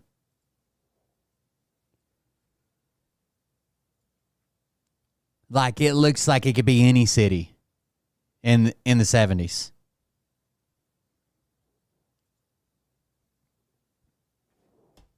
Like, the women are out in like dresses and bright colors and hanging out and getting their hair done and driving cars, and then the Islamic Revolution happened in 79, I think, or 80. I just recorded the weekly episode earlier today called Unclassified with a buddy of mine, Ben Wheeler. We tend to talk about mostly international relations and national security. So today, this whole issue took up the good half of the show, but then we veered into some more, it's domestic, but still national security. So talking a lot about the ongoing protests in the United States and kind of our thoughts on the activation of the National Guard and the Marines to try to quell those protests. So if interested, podcast is moving along. We got like 150 reviews on Spotify, which is awesome. It's actually growing like really, really fast, but it's on Spotify, Apple, and YouTube. I'll put all the links below in the description. And a lot of the, I've actually heard white nationalists make this argument A lot of the Iranian people actually they're very, very light-skinned. They look white. Interested. Now, turning over to some of the effects of the Israeli strikes overnight. Again, these are continuing. So this is not something that we should look at in terms of waves, of the first wave and the second wave, and maybe another one is beginning. Here it is. Hold on. We'll finish Preston in just a second. Here's a bunch of it. This is Iran in the 1970s. I mean, other than everybody just having dark hair.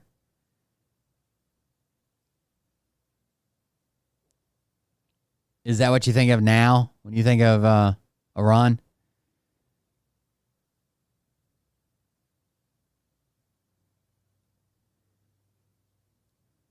Disco's fully in swing, I guess. Bell bottoms.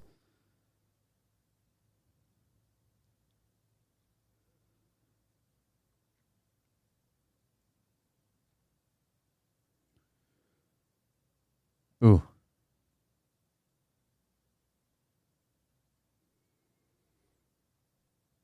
I don't know. It's just wild to me that it's changed so much. This is going to be borderline nonstop for the foreseeable future. So first off, starting with the Iranian nuclear sites, the core of why these strikes were carried out, as mentioned by Netanyahu and other senior Israeli officials over the past 24 hours. In a statement to the media, the IDF spokesperson said, quote, "We can now..." I don't know if it is a good thing or a bad thing that Iran definitely, absolutely, 1,000% has a hard-on for Trump. They don't like Trump. They don't want to talk about Trump. They don't want Trump to continue living. But there is no way that we end up with that scenario playing out, that we don't end up in a war with Iran. It just doesn't happen like that. Now reveal that we attacked the nuclear facility in Isfahan, the largest uranium enrichment facility. And earlier today, Israel attacked in Fordo and paralyzed the facility in Natanz. So multiple nuclear facilities targeted by Israel during the course of this operation. This was unconfirmed yesterday. Yeah, I saw that. Videos coming out showing smoke rising from some of those facilities. But in the last 12 hours, we now have satellite imagery to confirm the damage to some of these locations. There was actually a statement put out by the IAEA chairman, International Atomic Energy Agency, Rafael Grossi, who said, quote, "Israel destroyed the above-ground part of the Natanz nuclear facility. There are no indications of damage to the underground enrichment facilities of the site, but the power outage may have affected the centrifuges. There is radioactive and chemical contamination at the site." And then there was an interesting assessment here that I wanted to share from the Institute for Science, where they pulled some satellite imagery to kind of run through what they assessed to be the actual damage at the Natanz facility. Dude, one of the most interesting stories, I think, from like an espionage and like, I don't know, just technical aspect is Stuxnet. I've covered it on the show before, and it's pretty boring. It's hard to make it like super entertaining to like people who don't understand it. That if you're interested in Iran and U.S. relations and their nuclear program, look up Stuxnet, Stuxnet, Stuxnet. So they say satellite imagery as well as ground imagery support that multiple above-ground facilities were destroyed, apparently with the goal to render the site unusable by taking out the electrical supply in a first strike. The imagery shows extensive damage to the electrical power supply for the complex, including the main outdoor transformer substation, a concealed transformer substation, and 2 backup gas turbine generators. With smoke still rising when the image was taken around 11 a.m. local time. They say the above-ground pilot fuel enrichment plant, PFEP, was also destroyed. But there's some interesting aspects here, because a big conversation around striking these Iranian enrichment facilities was they're underground. How is Israel going to get to those? They might need the United States and some U.S. specially designed bunker buster type bombs to actually get to these. And even then, maybe that won't be enough. Through this analysis, they say the below ground enrichment facility appears to have not been targeted through earth penetrators in this attack. There is also no... The below ground portion is right here. No visible damage to the buildings holding the below ground entrances, although damage is visible near the personnel entrances, where a small building, possibly a parking structure, was destroyed between those personal entrance buildings. However, drone strikes or less visible means of attack cannot be excluded. Moreover, the loss of electricity to the underground facility can lead to extensive damage to the centrifuges if emergency power is lost or runs down and the centrifuges spin down. At least the enrichment plant is rendered inoperable for a time being by the thorough disconnect from power supply and the lack of support functions dependent on such power, such as HVAC. So a couple things to take away here. First off, we would see through satellite imagery these ground penetrating or bunker buster type munitions. Does not appear that any of those were used. Israel does have that capacity, just not at the size that we have in the United States. So Israel has used those. They use quite a few to kill Nasrallah, the leader of Hezbollah, a while back. So that capability exists. Wouldn't be shocked to see Israel using that. But something to think about when looking at the destruction of these nuclear facilities is it's not as though Israel has the ability, or anyone has the ability, to drop one bomb that is going to go all the way through this mountain and these reinforced hallways and overhead cover and make it all the way into the middle, and then there's going to be one big explosion, the entire thing is gone. That's not going to happen. It's going to take, at the very least, multiple bunker buster bombs, and even then, probably across multiple locations of the same nuclear facility. So what it looks like right now is Israel's first series of attacks against this nuclear facility, this specific one, was designed to render it inoperable. Maybe make it so people can't get underground, shut off the power supply. It's not just dropping bombs on mountaintops, but making it to where it cannot function going forward. And now the process begins with the degradation of the Iranian air defense network and their capability to defend themselves from these attacks. Israel can probably begin longer and more significant bombing runs of some of these facilities to render them completely useless for longer periods of time. Again, strike one, shut it down for a day, a week, maybe a couple weeks, and then over the course of the next couple days, make it to where this thing is untenable and it's not even worth trying to dig it out from underneath the rubble. In that assessment here, they say satellite imagery also does not show any damage to the new facility under construction under Mount Ghazalad, just south of the Natanz enrichment plant. This facility will hold an advanced centrifuge assembly facility and may hold the new centrifuge enrichment plant that Iran has said is intended to start soon. However, the centrifuge is obviously a big deal when you're talking about enrichment. That's what Stuxnet targeted as well. Complex shares a power supply with the Natanz complex. So right now, the mountain complex is dark, apart from perhaps small mobile generators on site. Again, mountain complex for some of these facilities. And it's not just a matter of their nuclear facilities. We've seen videos from Iran highlighting some of their underground missile, drone, and weapon storage facilities, which is something to keep in mind. As much as Israel appears to have targeted a lot of their above-ground weapon systems and taken out a lot of Iran's ability to immediately respond with ballistic missiles, there are quite a few that Iran still has underground. An unknown amount, I should say, because, it's military capability and it's underground, but nonetheless, they're there. It does look like that is an aspect of what Israel went after. However, in some additional graphics that Israel released that I'll show here, they say in the last few hours, Israeli Air Force fighter jets completed a series of strikes against the Iranian regime's surface-to-surface missile array. So those are missiles designed to be fired, in this case, from Israel or from Iran into Israel. They say as a part of these strikes, dozens of launchers, surface-to-surface missile storage facilities, and additional military sites were destroyed. At one of the sites in western Iran, a unique launch mechanism was embedded within shipping containers. Seen that before, right? When we were in Iraq and you would fly by the Iran border, they had anti-aircraft missiles that were on the border that would pick you. Like it was so scary. You would see them pick up your helo, right, while you're flying by, and it would track you all the way until you could see the next one in the distance, and it would spin around and fucking track you.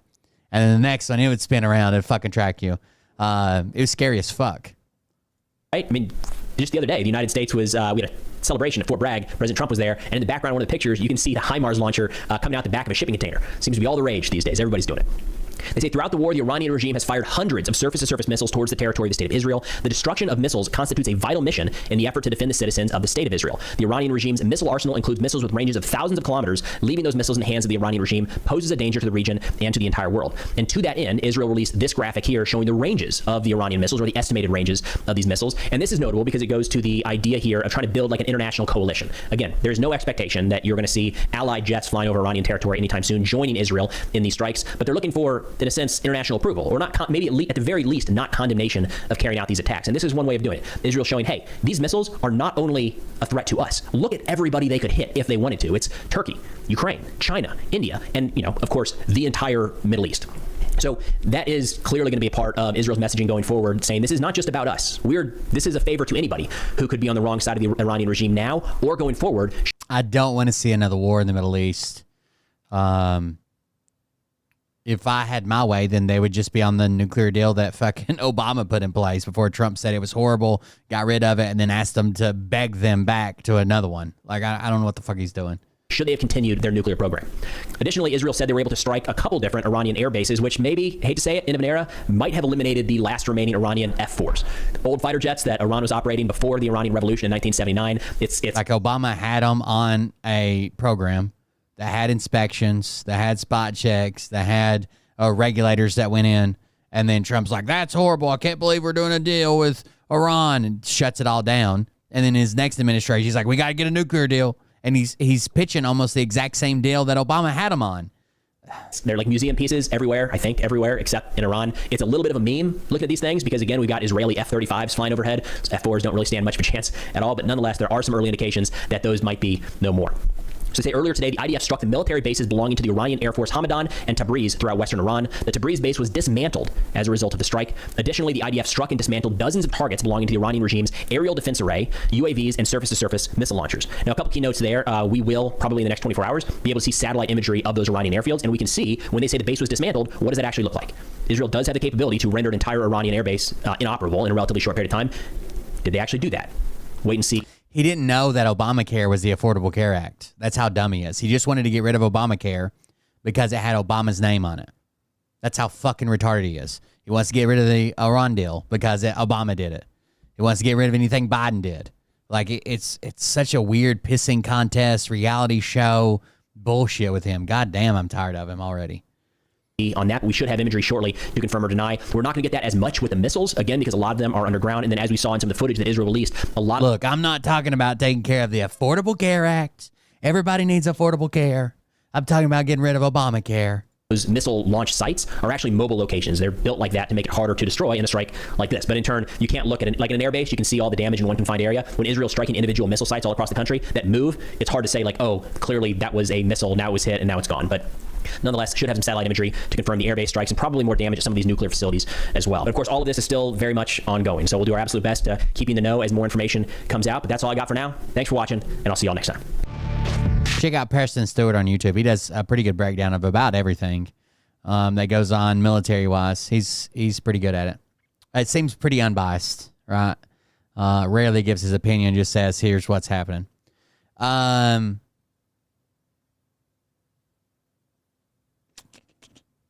This I think is pretty crazy. I could understand in a protest scenario if someone brings weapons or gasoline for Molotov cocktails or shanks or fucking clubs or sticks and drops them off. But they're arresting people that are providing PPE, goggles and face masks and shields. Or not shields, goggles and face masks and like face shields, like protective face shields. That seems kind of wild to me. Like if you're not making people go out there, but you think, hey, it is so easy to lose a fucking eye. Like one thing I think most people take for granted is how quickly you can lose your fucking eyesight. Like your eyes are extremely fucking weak. They're like one of the most defenseless parts of your body, right? They just can't handle damage. And someone is like, hey, these people are already out here. I don't want to have a bunch of people blinded. Let me drop off some fucking PPE. And the fact that the administration is going to arrest them and charge them with conspiracy blows my fucking mind, dude. That's crazy, right? Am I out here? Am I the wrong guy here? The FBI arrested someone. Like, I can understand if they're like, hey, these people provided bricks to throw at cops or rocks or sticks or clubs or gasoline and Molotov cocktails. But face shields or masks?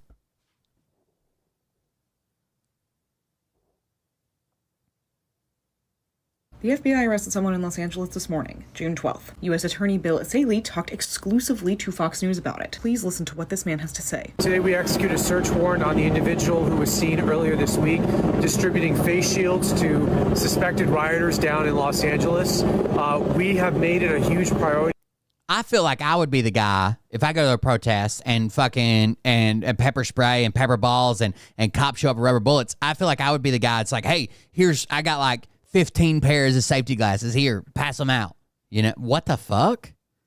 To try to identify, locate, and arrest those who are involved in organizing, supporting, funding, or facilitating these riots that they're going on. This seems like an afterthought. Like, it doesn't seem like he is facilitating or organizing a protest.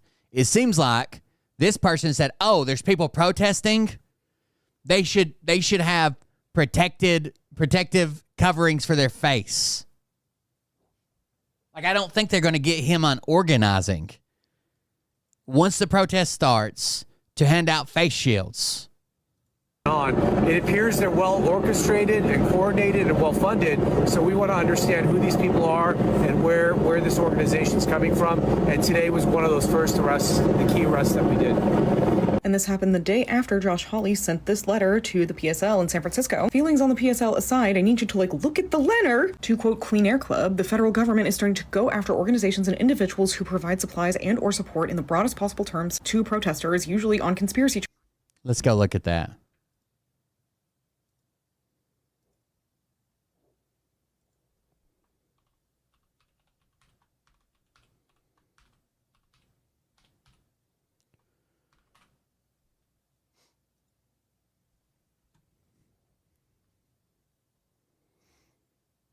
I want to see the actual document.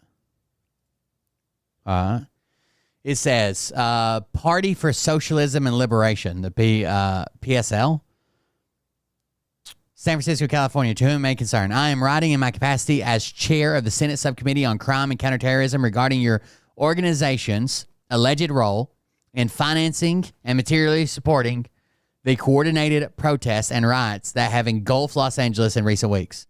While peaceful protests is a cornerstone of American democracy, these demonstrations have escalated into lawless mob actions.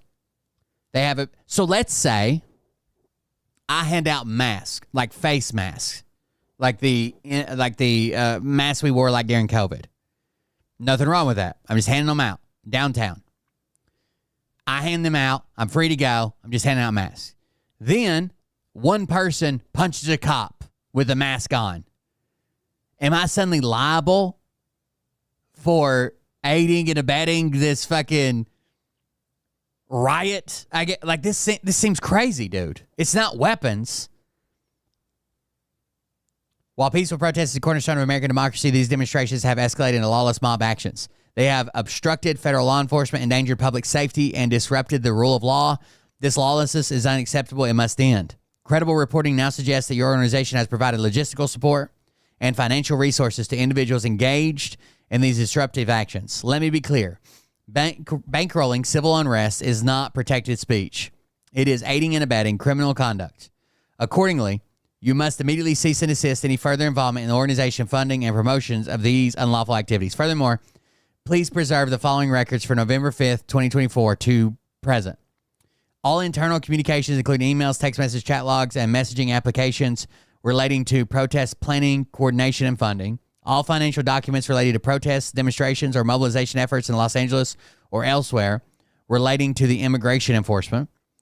All third-party contracts or vendor agreements, including any arrangements with event organizers, transportation providers, security personnel, communication consultants relating to immigration enforcement of Los Angeles protests or similar protests elsewhere. Grant applications, and funding proposals that relate to or reference immigration enforcement. Travel and lodging records for individuals or groups supported or reimbursed in connection with protest activities. Media or public relations strategies, including talking points, press releases, and coordinations with journalists or influencers relating to immigration protests. Donor lists.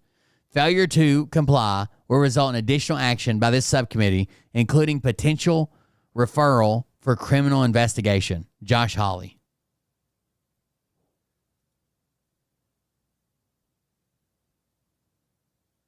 The criminalization of masks and other PPE. It's insane, dude. Right?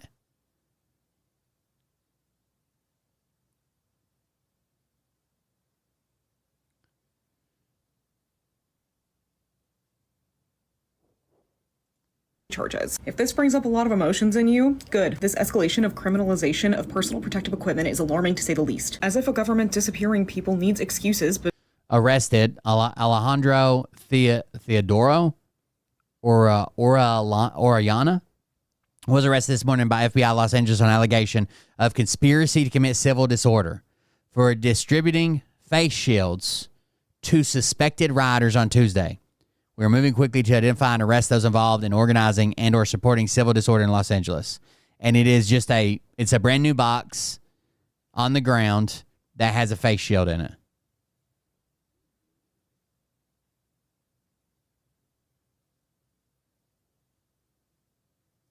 But conspiracy to commit civil disorders, 18 U.S.C. 371, for distributing face shields to suspected riders is pretty broad and puts sharing PPE with community next to RICO, money laundering, fraud. Ask yourself, who does this, the criminalization of personal protective equipment, benefit? So when you mask up at a protest and then take it right off as soon as you're done, you don't wear a mask to the grocery store, to the pharmacy, on public transit in your day-to-day life, can you see how your actions are contributing to the excuse, the right-wing narrative that leads to the kind of criminalization we are seeing literally right now? It is beyond time to reckon with your own complicity in getting us to this point. The best thing you can do right now is show solidarity by changing your behavior. Enough of this. Get more familiar with the kind of masks available and why they work in certain situations. Whether you're renovating your home and don't want to inhale paint or wood chips or whatever the case may be, resin, maybe you're a crafter, or maybe you are trying to still clean out what's left of your home after the fires in January, or maybe you're coming to terms with the fact that SARS-CoV-2 impacts the same groups that you're trying to protect very, very disproportionately. People of color, especially in this survey's parlance, Hispanic people, queer people, especially bisexual and trans people. These groups experience the highest rates of disability from infection. Infections that don't have to happen if you make a different choice. Just as it is not normal for our public health institutions to be run by people who seek to destroy them, it is not normal to be persecuted for protecting yourself. We are not in normal times, so why are we pretending that behaving normally is acceptable? But the reality is this has been happening for over a year now. Far-right legislation has led to mask bans across the country at the level of organizations, universities, all the way up to municipalities and even states. You can see a comprehensive list in this Sick Times article that was updated in October of 2024, as well as Fight for the Future's stopmaskbans.com. This is not okay, it's not normal, and we must act like it.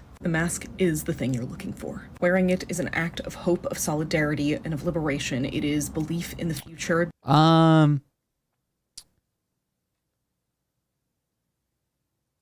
I think that meeting went all right. I know they didn't reach a trade deal. And they talked a little bit about NATO.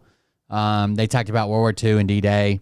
I think he gave Trump a copy of his grandfather's German birth certificate or something like that. The problem with any meeting with Trump is Trump turns it into a fucking spectacle. Like, he went off on fucking Ukraine and Russia for some reason in the middle of it. There's a couple weird sound bites, but... Belief that the health you have right now, your community's health, is worth protecting. So I hope you'll fucking hear me and put a mask on. Yeah, I think Trump is going to end up trying to fuck NATO over, even though he keeps assuring people that, oh yeah, we're going to stay, we're going to do this. Health you have right now, your community's health, is worth protecting. So I hope you'll fucking hear me and put a mask on, at least in public indoor spaces. On transit, you can do this. I swear. I know because I do. And if I can do it, pretty sure you can too. What are they going to do if everybody just starts wearing masks all the time?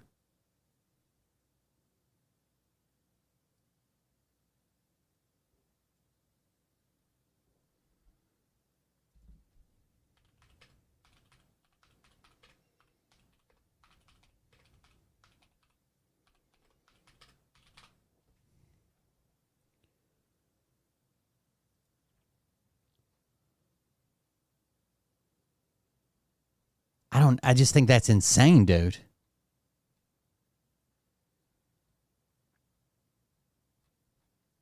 The guy pulls up in a pickup truck with a mask in the back and people run and grab them. What are you talking about?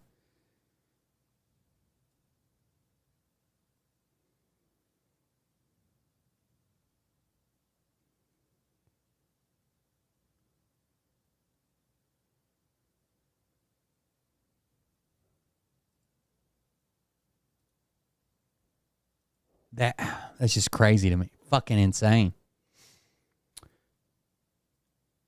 Again, if it's weapons, if it's a fucking accelerant, if it's Molotov cocktails, if it's sharpened sticks, if it's masks, PPE, safety glasses, I don't understand it.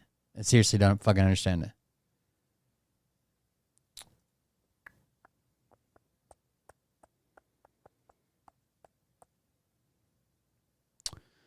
Let's talk about Trump's family.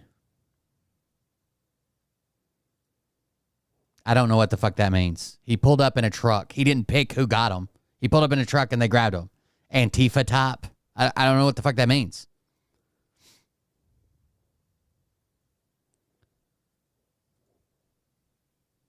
It certainly was, until this guy changed it from Trump to Trump to sound a little less German. Let's talk a little bit more about where the real Drumpf family legacy really came from. Donald Trump's grandfather, born Friedrich Drumpf in Bavaria in 1885, aka Germany. I see Matthew's homeland U.S. at just 16 years old. Why? Because he didn't want to serve in the military. Yep, he was a draft dodger. Does that sound familiar? Well, it should, because decades later, his grandson, Cadet Bone Spurs, would pull the exact same move to avoid the Vietnam War. But back to Grandpa Drumpf. Among the jobs that he worked in the U.S. were working as a barber and allegedly running a saloon as a pimp, where he allegedly rented out prostitutes to gold collectors, since he had failed as a the people that are anti-fascist. Here's the video clip of it.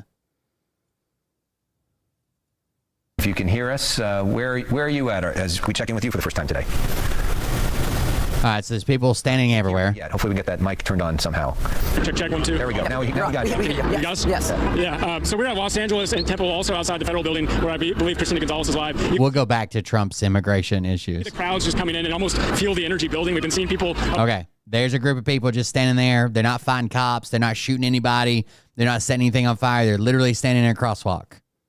Pay attention to this group. Here at Los Angeles and Temple doing donuts in the street. And then you look out here, this is the federal building right now. The National Guard is protecting the steps. This is a group of people not fighting. The cops aren't fighting back. They're standing there screaming, waving their flags. No one's throwing. No one's even engaged in anything.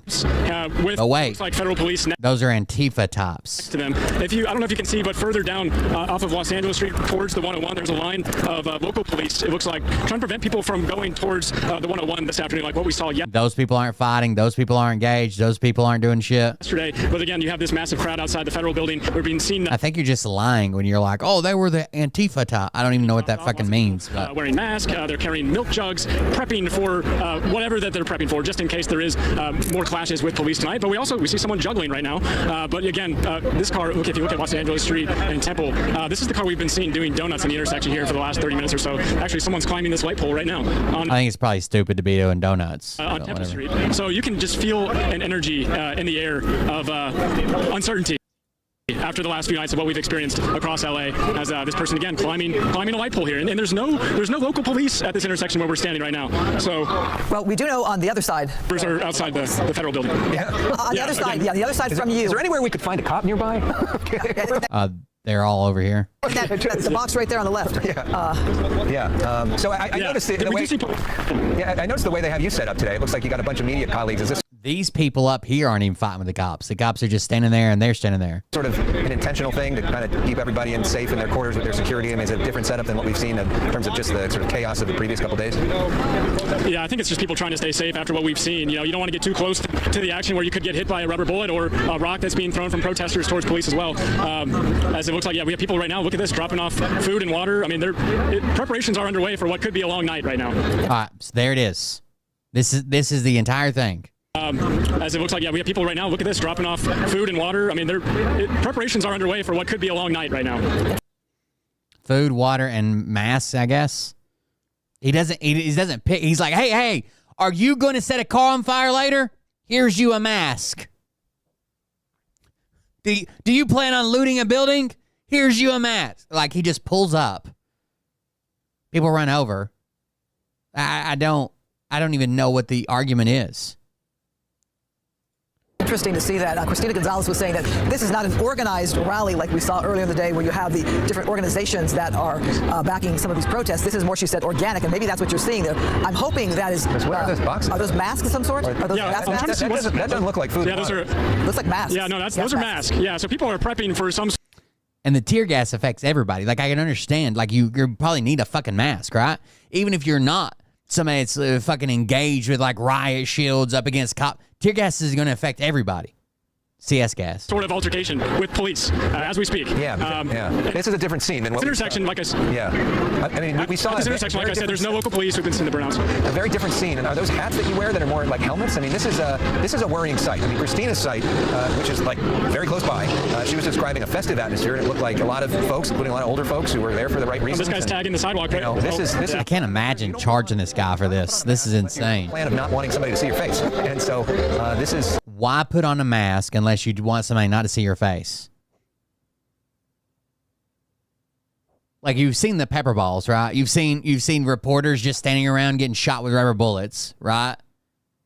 You've seen how shitty they are with CS gas. Half the time they fucking hit themselves.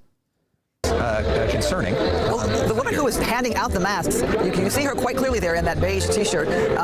She's not covering her face at all, so I would love to hear from her as to what this is about. Alex, you do bring up the fact that this could be very concerning. It is a Monday and not the weekend, so you're wondering how many people are wanting to stick around through the evening. Matthew, do you get a feel at all for this crowd? You've been out for the past couple days. No, you don't understand, guys. It was the Antifa tops. Yeah, it reminds me of when we got to Paramount on Saturday. We have another person doing a little bit of a burnout there in the intersection, where you can feel an energy in the air. It's hard to describe, where it just feels like something's going to happen, and you're waiting for it to happen.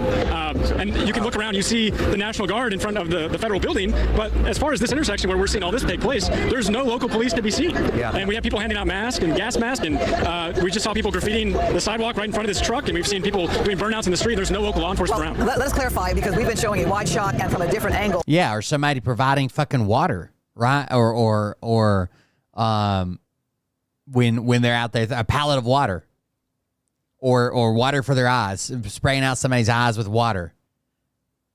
A whole lot of officers on the other side of the federal building. That girl we saw helping that other girl was just shot point blank with a rubber bullet for asking a question. Almost behind you, and perhaps the visual is obstructed from your point of view, but I can tell you there are many, many, many LAPD cars and officers there that are staged. They are blocking that freeway. Like, if this guy showed up with like 100 glass bottles, rags, and fucking 20 gallons of gas, I'd be like, oh yeah, like that guy's fucking with people, right? He's trying to get people to do some masks, protective masks. Overpass, so protesters can't get on that overpass like they did yesterday and throw bricks or concrete or scooters down on law enforcement that was below that had cleared the one. Yeah, even that, they went to the aerial view there. That wasn't violent. That's not even violent. On that overpass like they did yesterday. And that's a different location. And throw bricks or concrete or scooters down on law enforcement that was below that had cleared the 101 freeway. So perhaps they're not where you are, but there's a lot of them already positioned there. They're not getting caught off guard by crowd gathered here. So, I mean, that was quite a shot that we have there of these folks, and your photographer just gave us a great shot of the box that was left behind, which showed the brand of mask. I mean, it's not the kind of thing, thank you for seeing this there. It looks like a bionic shield is what that's called. I mean, that's not the kind of thing. I don't think Germany has required service, do they? That you buy in bulk if you don't plan on doing something with it. Yeah, I'm pretty sure they haven't in years. I don't know. I don't think that this is that bad. We'll start this over, though. This girl is going to go over Trump's immigration. Until this guy changed it from Trump to sound a little less German. Let's talk a little bit more about where the real Trump family legacy really came from. Donald Trump's grandfather, born Friedrich Drumpf in Bavaria in 1885, aka Germany, fled his homeland for the US at just 16 years old. Why? Because he didn't want to serve in the military. Yep, he was a draft dodger. Does that sound familiar? Well, it should, because decades later, his grandson, Cadet Bone Spurs, would pull the exact same move to avoid the Vietnam War. But back to Grandpa Drumpf. Among the jobs that he worked in the US were working as a barber and allegedly running a saloon as a pimp, where he allegedly rented out prostitutes to gold prospectors, since he had failed as a gold prospector himself. He eventually moved to New York, bought some real estate, and married a fellow German woman. When he tried to go back home to Germany, Nope, Antifa did not originate in Germany, aka the brown shirts. That's not true either. Stripped away his citizenship and deported him from the country for being a draft dodger. So he came crawling back to the US. And that, folks, is how the Trump family legacy really began. It certainly was, until this guy changed it from Trump. So there you go, the Trump family. And then they didn't want to sound so German. But that's not all. If you thought that the Trump family his mother was an immigrant as well.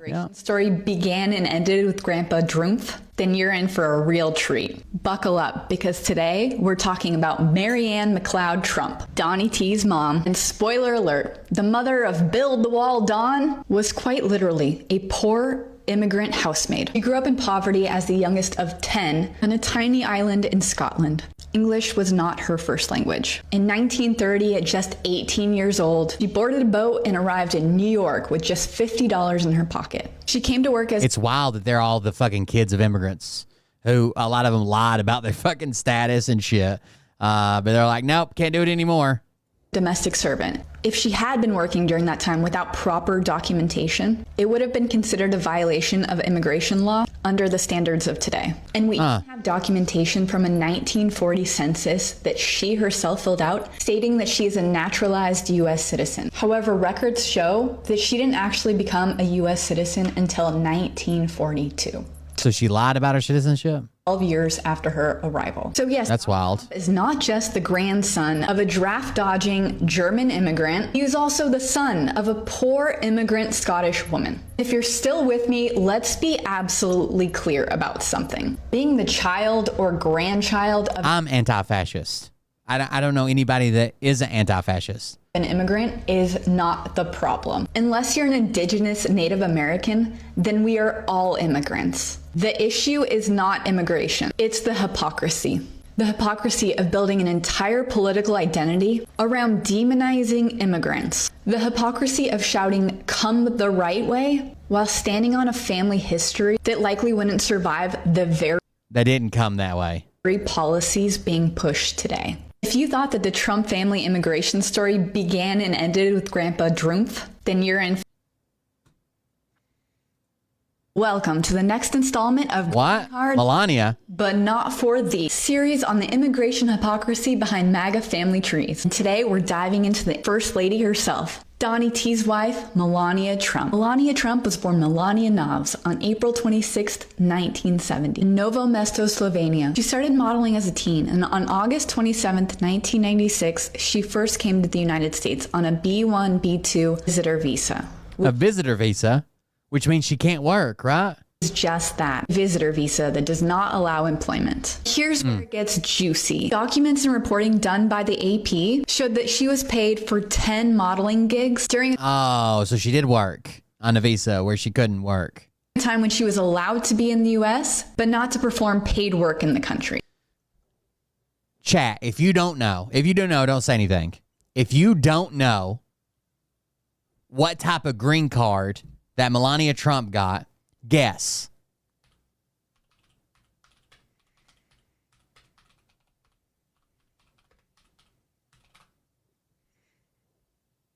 What type of visa she got?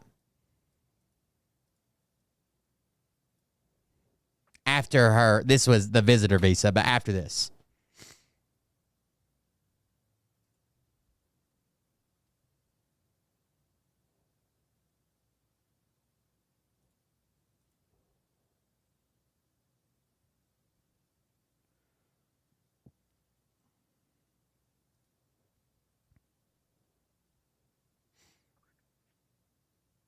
So miraculously, after she gets with Trump, she gets something called that is known as the Einstein visa. The Albert fucking Einstein visa. Which is supposed to be only reserved for immigrants with extraordinary ability and sustained national and international acclaim. She was barely a catalog model.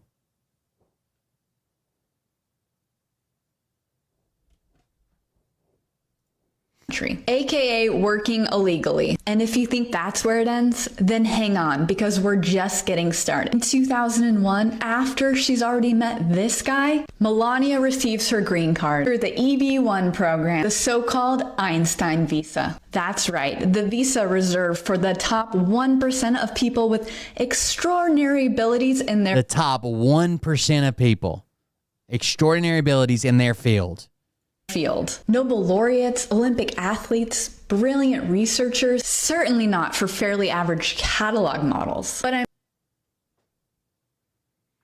She didn't get most of her fame and notoriety and shit until after Trump.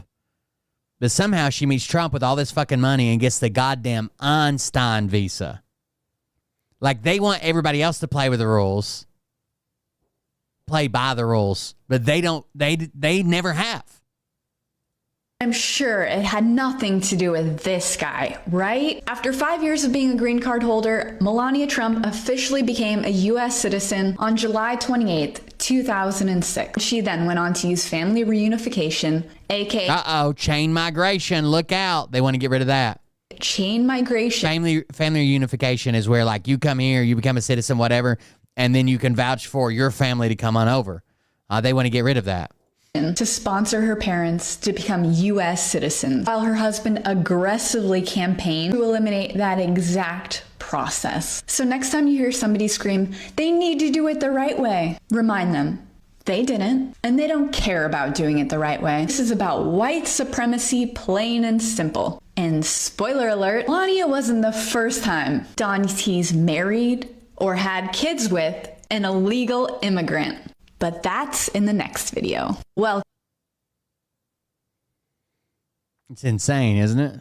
Welcome back to Green Card for Me, but not for thee, where we expose the loudest come the right way voices. Today, we're going further back in the Trump trophy case to wife number 1, Ivana Trump. Ivana was born Ivana Marie Zelenkova in communist Czechoslovakia in 1949. In the 1970s, she pulled a classic girl boss Cold War move. That is, she married an Austrian friend that she wasn't even dating in order to obtain Austrian citizenship. What? Austrian passport allowed her to leave Czechoslovakia and eventually land in Canada in 1973. Shortly after arriving in Canada, she made her way to New York City, where she met this guy, Donnie T. And in 1977, the two got married. The pair then went on to have 3 beautiful children, Don Jr., Ivanka, and Eric. And in 1988, she officially becomes a naturalized U.S. citizen. That's right, she raised 3 all-American kids while being a non-U.S. citizen. And despite having all anchor babies, the resources in the world, it still took her 11 full years to become a citizen. But then it all begins to crumble. 1989, just 1 year after becoming a U.S. citizen, the FBI launched a full investigation into her immigration status. The reason? Her file was described as fraught with inconsistencies. Specifically, they were looking into conflicting info about where she lived, her claim that she got a master's degree from Charles University in Prague, which the university could never confirm. And just when she thinks it couldn't get any worse, it does. Because in 1990, Trump cheated on Ivana with Marla Maples. The scandal rocked tabloids, and Ivana filed for divorce. In court documents, she accused Trump of marital rape, a claim she later walked back under legal pressure. But in the end, the divorce was finalized, based on grounds of cruel and inhumane treatment, and Ivana was granted full custody of the children. Oh yes, the party of family values and coming the right way. If you like this video, make sure you're giving me a follow here. Come the right way is just a bullshit line. They don't want you coming anyway. And on YouTube, because they just want a road for when they want to get like white Afrikaners in here or Europeans in here, right? There is no coming the right way. They just don't want you here.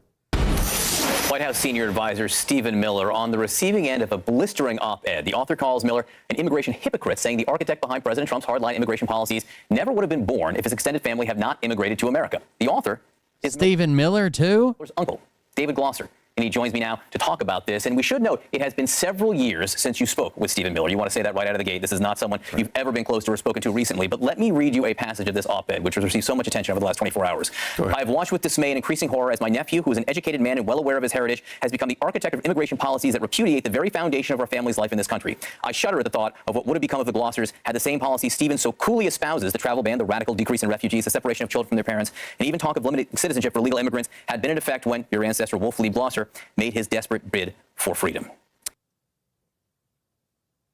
His family's a product of chain migration as well. You told me you knew that this op-ed in Politico was going to get a lot of attention. Why did you write it now? The reason I wrote it now is because the By the way, this was from 6 years ago. This is the last time Trump was in office. Stephen Miller was fucking up all the immigrants' plans. Administration has had an increasingly hostile posture towards desperate people trying to enter the country. I had been posting my opinions on Facebook for the past year or two, but various members of the family, as well as myself, thought I could no longer have a, how should we say, a quiet voice on the subject in light of the incarceration of all these children. This was an act of inexcusable cruelty. The situation at the border over the last several months. Not just at the border, but as the children that were incarcerated and have been held captive, and whose parents, in many cases, have been sent away separate from their children. Had any other country done this at a time of war, it would have been considered a war crime. You say you're not close to Stephen Miller. He's your nephew, but you haven't spoken to him really in 10 years. And before that, you say you didn't even know him well. Yet, you are his uncle. And for you, was it hard to come to the point to go so public with criticism? Hold on just a second.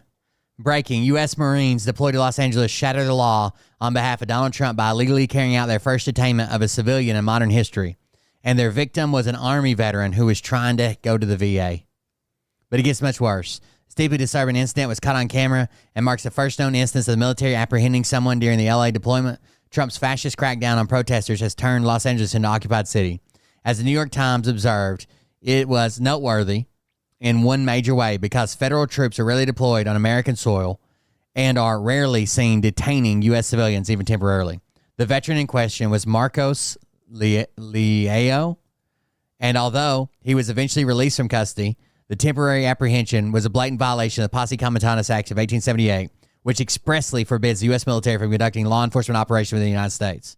The only time the Posse Comitatus can be broken by the president is when Congress grants express commission, which it hasn't, or when the Insurrection Act has been invoked, which it hasn't. This is a clear-cut violation of law. By forcing the Marines to deploy to an American city that had no need nor desire for their presence, Donald Trump made an incident like this inevitable.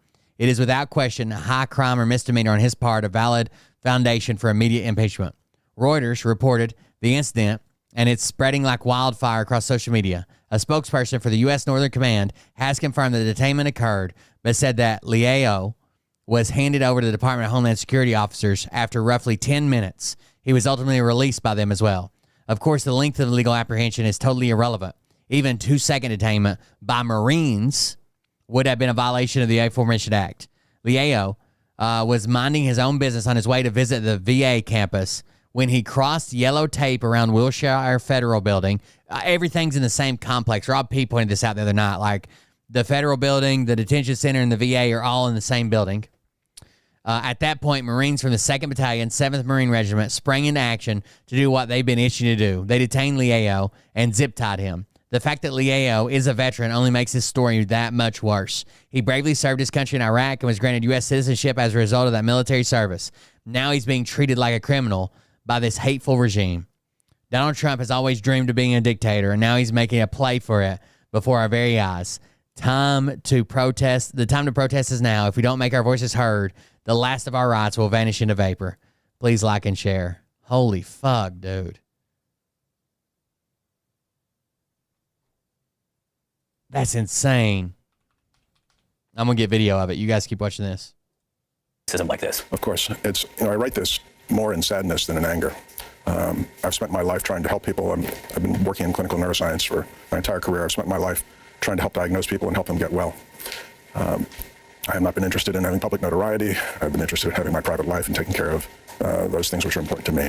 But as I say, I felt it was incumbent upon me to raise my voice, to let people know that this is a country of immigrants, and our family were immigrants. In fact, we were refugees. If my ancestors had not... He had a VA appointment. He was... Holy fuck. ...immigrated to the United States when they did, if they'd waited a few more years till 1924, the door would have been shut. My parents would have gone up the crematoria chimney. I wouldn't have been born, my sister wouldn't have been born, and certainly Stephen would never have existed. We're a nation of immigrants. Reuters released it 4 hours ago. In some ways, the American story, it changes from generation to generation in some ways. Just in the last day or two, I've received over 100 emails and messages from people that I know and that I don't know who are telling me your story is the same as ours. And these are folks of similar background, of dissimilar background, people of Irish ancestry, people of Polish ancestry, people from all over the world. Who are you trying to reach with this? Is it the American people? Is it the administration? Is it your nephew? What I want to do is I want to convince people to open their minds and open their hearts to the realities of immigration. The United States is a large country, a wealthy country. What are the chances that every one of these people screaming about this is exactly what I voted for, this is what I voted for, let's say there was zero immigration, would be here currently in the U.S.? And we've been made strong and large and wealthy, not just by our natural resources and our geographical situation, but by the strength, the smarts, the muscle, the brains, and the enterprise of millions of immigrants. We have to realize that there are other people in the world who are facing crises. We can't solve the entire world's problems and solve all the refugees' problems in the world. But we should offer help as we can in proportion to our size, our resources, and our abilities. Do you have your family support? I know you're uncomfortable talking about internal family dynamics here, but writing this so publicly criticizing your nephew, is everyone in your family on board on this? We have a huge family. I wouldn't offer to speak for my entire family, but dozens of family members have encouraged me to push forward with this. You don't expect to change Stephen's mind with this, do you? No, it appears that he's made his entire political and personal career on this single issue for reasons that I don't really know. And likewise, you're obviously a very thoughtful man. this is what the president ran on. This isn't surprising. Much of what's been done is what he promised to do. It wasn't the majority in the popular vote that elected him, but he did win the election here on this platform. Yes, you're absolutely right. I first became alarmed with this when Mr. Trump was running for presidency, when he started his political ascent by falsely decrying Obama as a foreign-born Muslim, none of which was true, and which he never recanted until absolutely the last moment when there was no further choice for him. But it became evident very soon after he took office that they intended to make laws or regulations which discriminated against people or disadvantaged people based on their religion. And it's a huge mistake for any democracy to start to make laws based on factors of religion, ethnicity, or national origin. The United States has done so in the distant past. We've overcome those problems to a large extent. I hate to see us take a step backwards. David Gloucester, we appreciate you coming and sharing your feelings with us. We appreciate you sharing your feelings with your pen as well. It's been interesting to read. Thank you for coming on, sir. Well, thanks for having me on, and I hope folks will step up and do the right thing. That's Stephen Miller's uncle, by the way, calling him out 6 years ago. 6 fucking years ago. Of yet another. We're going to watch that probably in a second. But here, like, I'm sure this arrest isn't anything crazy. It does immediately, I'm drawn to, like, there's civilians here. Like, this is an area that can't be accessed by civilians. There's civilians right there. There's one right here. There's one right here. And I already see the Marines jump into action. It's probably not going to be anything crazy, but it's a big deal that Marines are arresting people in the United States. That is not allowed. They are not allowed. Like, Trump, the only reason Trump deployed the Marines was to say that they were there to protect the ICE agent's mission, right? They were just there for protection. They weren't there to arrest anybody. They can't be law enforcement. Here we go.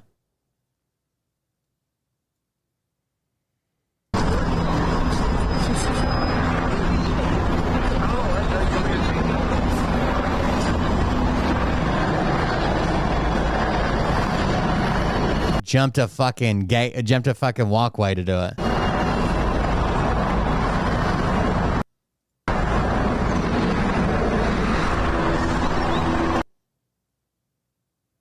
There's no magazines in their rifle.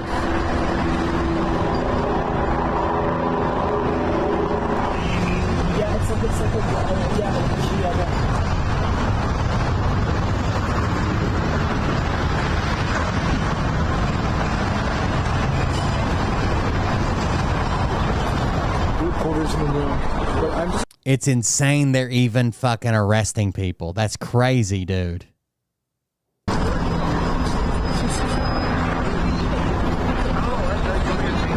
Condition 4 of a rifle is magazine removed, chamber empty, bolt forward, dust cover closed, safety engaged. It's condition 4. It's still scary if you don't know nothing about rifles, right? Because they got a rifle and they're running at you with it. But that's called condition 4. On the ground, a veteran going to the fucking VA.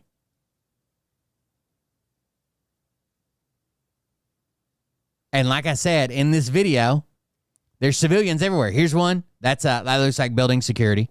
Here's all these civilians just standing over here. Right? It's not like an area he's not allowed to access. Look at this fat bitch. Like, she's standing there.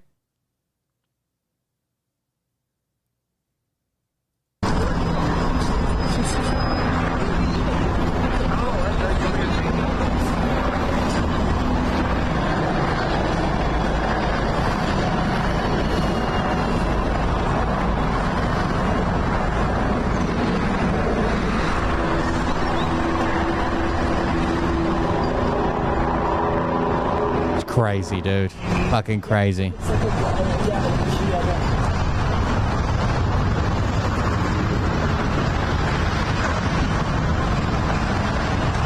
Dude, I got PTSD. Let some motherfucker try to arrest me at my goddamn VA appointment. I'm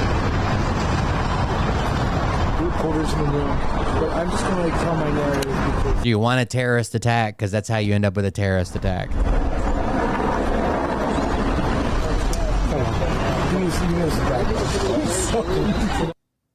God damn, that's crazy.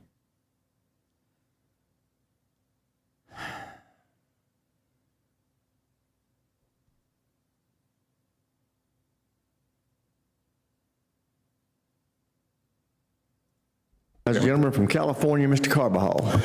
Thank you, Mr. Chairman. It shouldn't come as no surprise that I have serious concerns with both the deployment of the National Guard and the Marines to Los Angeles.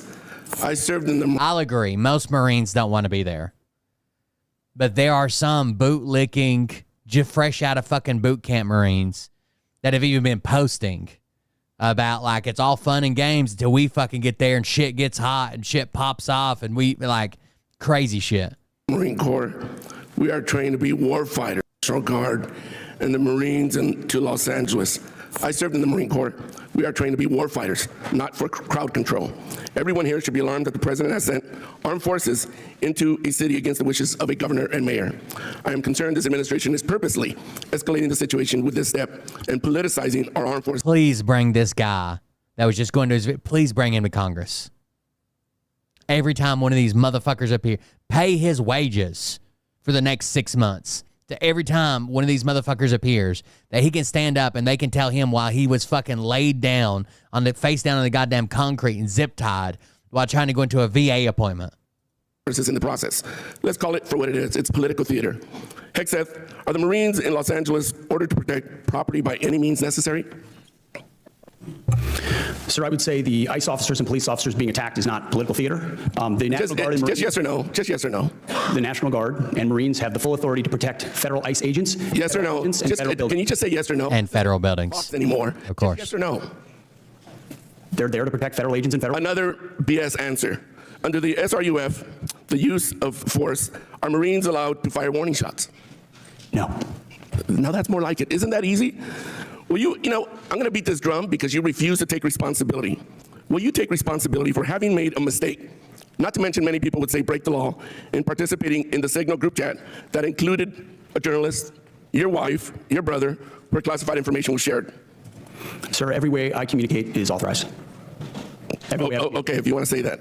I have called for your resignation. I didn't think you were qualified before your confirmation, and you have done nothing to inspire confidence in your ability to lead competently. You broke the law in sharing classified information, and in doing so, endangered the lives of our service members that you are responsible for. Your inability to hold yourself accountable makes you incapable to lead. This alone makes you unfit to be the Secretary of Defense. Secretary, do you think the United States should continue supporting Ukraine in its fight against Russia, a nation that is hostile towards the United States? Well, as you know, sir, President Trump is committed to peace. No, I just want yes or no answers. The United States has spent billions of dollars. Yes or no? Yes or no? Just yes or no. Can I get a yes or no out of you? We continue to send presidential drawdown. It's that easy. Kindergartners can give me a yes. They can't because they don't know what Trump's going to do next, right? If they give you an answer and say, yeah, we plan on supporting Ukraine, and then 2 days from now, Trump goes on a fucking 3 a.m. tweet session saying Zelensky's this and he did that and I love Putin, then they're fucked. Yes or no? Yes or no? Yes, we support peace in Ukraine. Come on. Is this really leadership? It's a fucking embarrassment. United States. Yes. If Russia invades NATO allies, are you going to recommend to the president that we fulfill our Article 5 obligations? Well, Russia has not invaded NATO allies. No. President Trump. If Russia invades NATO allies. Oh, no. I reclaim my time. Yes or no? It's that simple. There's Article 5 in NATO, which we recognize. So is the answer yes or no? That's what Article 5 is, yes. Good. I'm glad you brought yourself to saying yes. Do you think political allegiance to Trump is a requirement for serving our nation, either in uniform or a civilian in the department? I'm incredibly proud, as are millions of Americans. No. We're about to kick off. Trump is pushing us to a place. There's already been sentiment behind this, and I've seen it. I read you guys an op-ed that basically said, like, veterans were, like, basically just lazy pieces of shit playing the system. Why should they get disability for the rest of their lives just because they signed up to go fight a war, blah, blah, blah. There's already this negative sentiment around, like, you just fought a war for Israel. Why should we respect you? You killed fucking kids. You killed brown. He's making it worse. And what this does, like, you might not give a fuck, right? You might think I'm not a veteran. Who gives a fuck if we do this to veterans or say that to veterans or whatever? It affects the military community, okay? So as more people start to hate the military for the actions that they're being forced to take and are not refusing to take them, I agree, they probably should refuse to take a lot of these orders, and veterans for whatever they've done, the military members and veterans on the other side get more defensive. Like, we got to protect us. They fucking hate us, right? These people fucking hate us. We got to protect us. and it just escalates tensions on both sides, right? I was terrified of some of my commanders at sometimes. I don't know that I would like to think that I'd be able to stand up and be like, hey, no, that's against the Geneva Convention, or that's against this, or that's against the Constitution. I can't do that. But when I was brand new in the military and fucking terrified of my command and shit, but the more actions they take without refusing, the more the people that are protesting or watching the protest or in favor of this are going to hate them and think they're a tool of the state. The more the military members are going to be like, well, they hate us fucking more. They're going to do more to protect themselves. It's going to make the people on the other side hate them more. It's going to make them do more to protect themselves and each other. It's going to make them hate them more. It's going to be fucking bad, dude. No. Not today, Seth. Yes or no? Congressman, you know what a silly question that is. But silly enough to warrant a very straightforward answer. Yes or no? We all support and defend the Constitution of the United States. You know what? I'm not going to waste my time anymore. You're not worthy of my attention or my questions. You're an embarrassment to this country. You're unfit to lead. And there's been bipartisan members of Congress that have called for your resignation. You should just get the hell out and let somebody competently lead this department. Mr. Chairman, do we not have any decorum in here?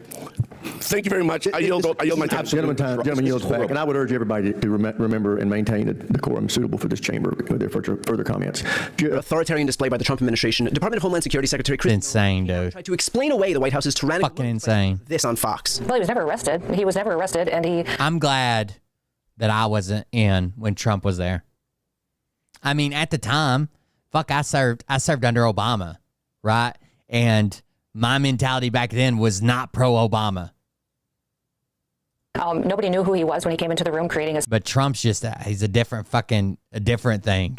He's different. scene. He was removed from the room, and yes, they started to put handcuffs on him when he finally identified himself, and then that was stopped. They said he wants. That was not stopped. This whole time he's yelling who he is. Talk to you. I said, sure, I'd love to sit down and visit. That nobody knew who he was when he came into the room. Wow. Well, I'll tell you what, if that's true that he didn't identify himself, that would be a pretty big problem, right? Luckily, how did who get certified? all we have to do is watch the tape to discover whether Noam is telling the truth or whether she is completely and utterly full of shit. I think Hegseth, Trump basically told him that you'll either fucking approve him or you'll either approve him or we'll campaign against you with Elon Musk. You know where I'm going with this one. And all of his bootlickers came running. Discover whether Noam is. Listen, how quickly he says who he is. Well, he finally identified himself while he was getting handcuffed. Listen. Whether she is completely and utterly full of shit. I think you know where I'm going with this one. I'm Senator Alex Padilla. I have questions for the Secretary. The first thing he says is, I'm Senator Alex Padilla. Because the fact of the matter is... And he's in the building that he came for a group. He works in this building. A half a dozen violent criminals that you're rotating on your... I also wanted to heads off. How many of our ICE agents have been doxxed for doing their duty? How they have been. So, yeah, aside from him immediately saying, I'm Senator Alex Padilla. I'm Senator Alex Padilla. How could we possibly know who he was? Maybe next time he can come in with his ID printed onto a billboard so that we can eliminate any and all worries about failure to identify. Also, he needed to be assaulted and detained for the crime of trying to ask a question at a press conference? Like, I've done about 500 interviews since I've worked in political media. I've never had anyone send the FBI in to stop me from asking any questions. But it goes to show that this administration does not view itself as accountable to anyone. They are fascist thugs who want to issue edicts and spin a narrative without even an ounce of pushback. And if you try to question them, then you literally get attacked. These people are not partners in democracy. They are totalitarian thugs. Full stop. In fact, here's proof of that. This is Mike Johnson, when given the opportunity to defend the legislative branch's ability to conduct its constitutional duty of oversight, instead attacking Senator Padilla. I think that behavior at a minimum is, it rises to the level of a censure. I think there needs to be a message sent by the body as a whole that is not... They want to censure him for saying who he is and that he had questions. What we're going to do. That's not how we're going to act. We're not going to have branches fighting physically and having senators charging cabinet secretaries. So Mike Johnson was given the opportunity to defend the authority of the legislative branch, his branch of government. Did anybody see him charge her? Like, she's so far away, we can hear her, but she's not even in view. To conduct its constitutional duty of oversight on the executive branch, and this guy is so chicken shit, so wholly owned by daddy... hold on, there's an update. The Trump administration respects all forms of peaceful dissent, which is why they handcuffed a senator attempting to ask a question. This is just another day. Today, America witnessed Senator Alex Padilla being forced to the ground and handcuffed during a press briefing in Los Angeles by Department of Homeland Security Secretary Kristi Noem's staff. Or, to hear her tell it, this man burst into the room, started lunging towards the podium, interrupting me, and lunging towards the podium. We can't even see her on camera.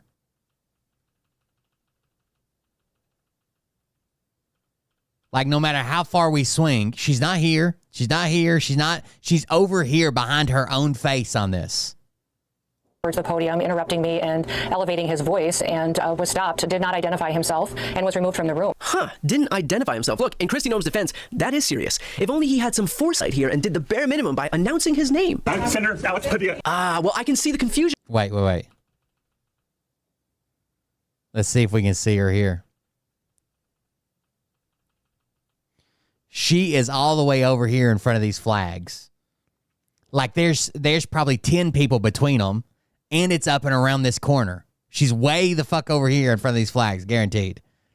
They love a good flag placement. Center between those two screens. She's way the fuck over there, dude. You mean lunging at the podium and coming after me? They'll fucking lie about anything, dude. About anything. Well, I can see the confusion here because aside from him saying, I'm Senator Alex Padilla, Noem is totally right. I mean, I'm sorry, but how much more can someone identify themselves than by saying their own name out loud? She never even stopped talking, right? If this is a real threat, wouldn't they have pulled her away or done something with her or drug her out or someone dove in front of her to stop a bullet? No, she never even breaks her speech. She never even stops talking. Maybe for better clarity, Padilla should have had it blasting out of a boombox. You know, so horrific things like this don't happen. On the ground. Hands behind your back. Hands behind your back. All they had to do is, even if, let's say they made the mistake of dragging him out in the hallway, saying, hey, do you have ID on you? You're claiming you're a senator. Do you have ID on you? But this, hands behind your back, get down on the ground both at the same time is impossible. All right, cool. Hands in hand. Lay flat. Lay flat. He says I can't get down and put my hands behind my back. Other hand. It truly is jarring to watch. They needed 3 men to arrest a sitting senator for the apparent crime of trying to ask a question. I think we all know what would have happened if he had a follow-up. While I assume Kristi Noem has trained her entire team to handcuff anyone with a Latino-sounding last name, this type of behavior from members of DHS is still appalling. If they're shoving members of Congress to the floor and handcuffing them with cameras everywhere, it is chilling to think what they're doing to everyday people in this country when they're not being recorded, which is why people are marching in the streets of LA and cities across the country. It's not just to get their steps in, it's to voice their opposition to the authoritarian tactics being used by this administration. But what most people found offensive about this video was in stark contrast to what Secretary Noem was disturbed by. You know, we're leaders, we're public servants, and if he had requested a meeting, I would have loved to have sat down and had a conversation with him that coming into a press conference like this is political theater. It's wrong, and it does a disservice to this country and the people who live here. He was in the building, I think. That's where his office is when he's back home in California. And he was there to meet like one of the National Guard people in charge or whatever about the National Guard buildup and them working in L.A. and ask them questions, right? He was getting a briefing from one of those. By the way, before we finish up and a lot of people dive off, I know it's getting late, please consider supporting the show at coldbeer.fund. That's how we pay the bills here, and we're a little bit short this month, but hopefully that won't be the same issue next month. I'd greatly appreciate it. Coldbeer.fund. That's where the donation links are if you want to support the show. Thank you. All right, we'll finish this video. Here. The way that he acted was completely inappropriate. It wasn't becoming a U.S. senator or a public official. And look, Kristi Noem is right. Leaders and public officials should always conduct themselves with appropriate levels of respect. And when you're smart, they let you do it. You can do anything. Whatever you want. Grab them by the and decorum. You know, you're a terrible reporter. Number one, you don't have what it takes to be a reporter. You're not smart enough. And professionalism. And now the poor guy, you got to see this guy. Oh, I don't know what I said. I don't remember. You know, like that. But Kristi Noem isn't just offended by what happened today. She's also exhausted. I'm so sick of the politics, Martha. This is literally people's lives. We have criminal gangs and terrorists out on our streets that we're trying to remove from Los Angeles. I mean, people just need to get from farmers' fields over themselves. Coming into a press conference like this is political theater. It's wrong, and it does a disservice to this country and the people who live here. That's right. Just do the job the people elected you to do instead of partaking in political theater. And look, I kind of get why this administration doesn't want anything to do with theater when this is the welcome they get there.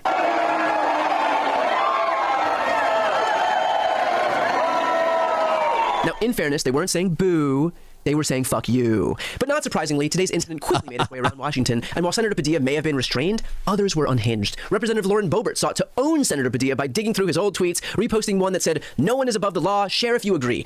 That's right, Lauren, got him. Padilla should know that when he breaks the law, he can be held accountable too. Which raises the question, does Lauren Boebert think asking a question is breaking the law? Because, It's not at all. It may have been a little disruptive, but I don't think the member of Congress who was kicked out of a production of Beetlejuice for trying to juice someone's beetle is the one to weigh in on disruptive.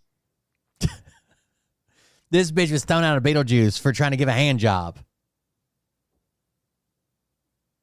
No one's above the law. Behavior. But surely, Mike Johnson is willing to speak out in support of his own branch of government's autonomy. Right? What I saw was agents asking him to write it down so that the secretary could continue her press conference. He refused to do so. What were they supposed to do? Well, Mike, there's always the option of not doing that. Let's remember that not tackling a U.S. senator is always a good route to take. I mean, honestly, you're telling me that the one guy who's able to control a chamber of 435 unruly adults with one single gavel can't think of any better way to restore order than by handcuffing someone? But Speaker Johnson continued. A sitting member of Congress should not act like that. It is beneath a member of Congress. It is beneath a U.S. senator. They're supposed to lead by example, and that is not a good example. We have to turn the temperature down in this country, not escalate it. We have to turn the temperature down. I completely agree. We need to turn down the... They don't like how bad it looks for them. That's why they're mad at him. It looks horrible. They drug a guy out in the hall and arrested him while he's saying, I'm a U.S. senator. They never asked for his ID. They never said, can you identify yourself? Can you prove that? We don't know who you are. They just drug him out, shoved him out, drug him out in the hall, told him to get down on his chest and also put his hands behind his back at the same fucking time. The temperature. While 3 men handcuffed him. This guy has control of our nation's thermostat. And we're going to be celebrating big on Saturday. We're going to have a lot of, and if there's any protesters that wants to come out, they will be met with very big force. By the way, for those people that want to protest, they're going to be met with very big force. And I haven't even heard about a protest, but you know, this is people that hate our country, but they will be met with very heavy force. Heavy force. And he's not talking about the type of heavy force a toilet seat contends with every time Trump sits down to pee. It's this heavy force. These are crystal clear intimidation tactics by a sitting president of the United States being applauded by Republican members of Congress. And their sanctimonious stance on what happened today just doesn't track. Because if the Republican Party somehow thinks the rioters on January 6th who stormed the Capitol building with batons and zip ties, smashed windows, threatened the lives of members of Congress, and assaulted multiple police officers deserve to be categorized as peace-loving protesters who were more than worthy of a presidential pardon, then my God, Senator Alex Padilla should be their Mother Teresa. The GOP wants Americans to trust their judgment on how these ICE raids are being handled around the country, but they can't even properly describe an incident that everyone saw with their own eyes on camera. Every single thing that Republicans watch gets put through their partisan filter. They're the only people on the planet who would watch Back to the Future and describe it as propaganda promoting electric vehicles. So look, I get that Republicans may not love a senator showing a lack of decorum while asking a question to a cabinet official, but if the Trump administration refuses to stop conducting careless and aggressive ICE raids, subverting the Constitution, and ignoring the legislative branch's constitutional authority, then to quote the Speaker of the House, what are we supposed to do? Before you go, if you enjoyed this content and you want to see more and support independent media, please subscribe to this channel. The subscribe button will be right here. Ryan Tyler Cohen, everybody. We are now in a all right, thank you guys for being here. Thank you for joining me. If you want to support the show, do that at coldbeer.fund. We greatly appreciate it. Help us pay the bills around here, at least for another month till I get my disability hopefully straightened out. I do have an appointment coming up for my disability in 3 days, so it'll probably take them at least a month to process everything, but hopefully that's winding down. I don't know. We'll see. Thank you guys for joining us. Thank you for being here. Have a good night. See you guys on the next one. But I can tell you this about if this douchebag happens to see this particular show, you don't have the fork and balls to call out the people on this planet by name and tell them exactly who they are and tell them the rest of the world who they are. You don't have the fork and balls. You don't have the balls. Okay, Scott. Here we go, I think I started some shit. Piss them off, it's about to get lit. Get the place in the best, you know that stage is set. You better buckle up, cause you ain't seen none yet. Here we go, I think I started some shit. Piss them off, it's about to get lit. Get the place in the best, you know that stage is set. You better buckle up, cause you ain't seen none yet. And they say that I'm a lunatic. Well, listen, bitch, I came equipped with a quick wit and a 6th sense for the stupid shit. Where my true believers? Y'all need Jesus. Praise the Lord, head to the extreme. All these false fucking prophets who profit off of gossip. Worshipping drums, cocking, begging for a throat deposit. Swinging fucking meat hammers like fool in a thong. He's strapped to the shaft, eating his chest like he's King Kong. Starving for attention, I'ma make your gut burst. I'll be your huckleberry, I can quench that thirst. Baby eating lizard people, alien sex. What's next? Trump in a dress, fucking Flynn on his desk. A retard in a vest, climbing up 5G towers. Cause you told him if he did, he'd get fucking superpowers. Here we go, I think I started some shit. Piss them off, it's about to get lit. Get the place in the best, you know that stage is set. You better buckle up, cause you ain't seen none yet. Here we go, I think I started some shit. Piss them off, it's about to get lit. Get the place in the best, you know that stage is set. You better buckle up, cause you ain't seen none yet. I used to find clues too when I was high on strong. Answer out. Big thunderstorm. Lots of lightning. His bedroom, open his closet, I found some of his meat rockets. I strapped it to my shoes and then I flew through the roof. I found myself in orbit strapped to an F-16. High on amphetamine, with Trump in between. Put on a light coat of baby oil and saluted the troops. He tapped me on the shoulder and said, "This is gonna be it." Whoa, wait. Stop. What? I'll get my files. Wait, what are you doing? It's it. Stop. Hold on. I'm so anxious about my appointment. It's, I don't know. This is arms and alcohol. Oh, give me a. Oh my God. Damn it. Here we go. I think I started some shit. It's the moth. It's about to get lit. Get the place in the bets. You know that stage is set. You better buckle up, cause you ain't seen none yet. Here we go. Have a good night, guys. Some shit.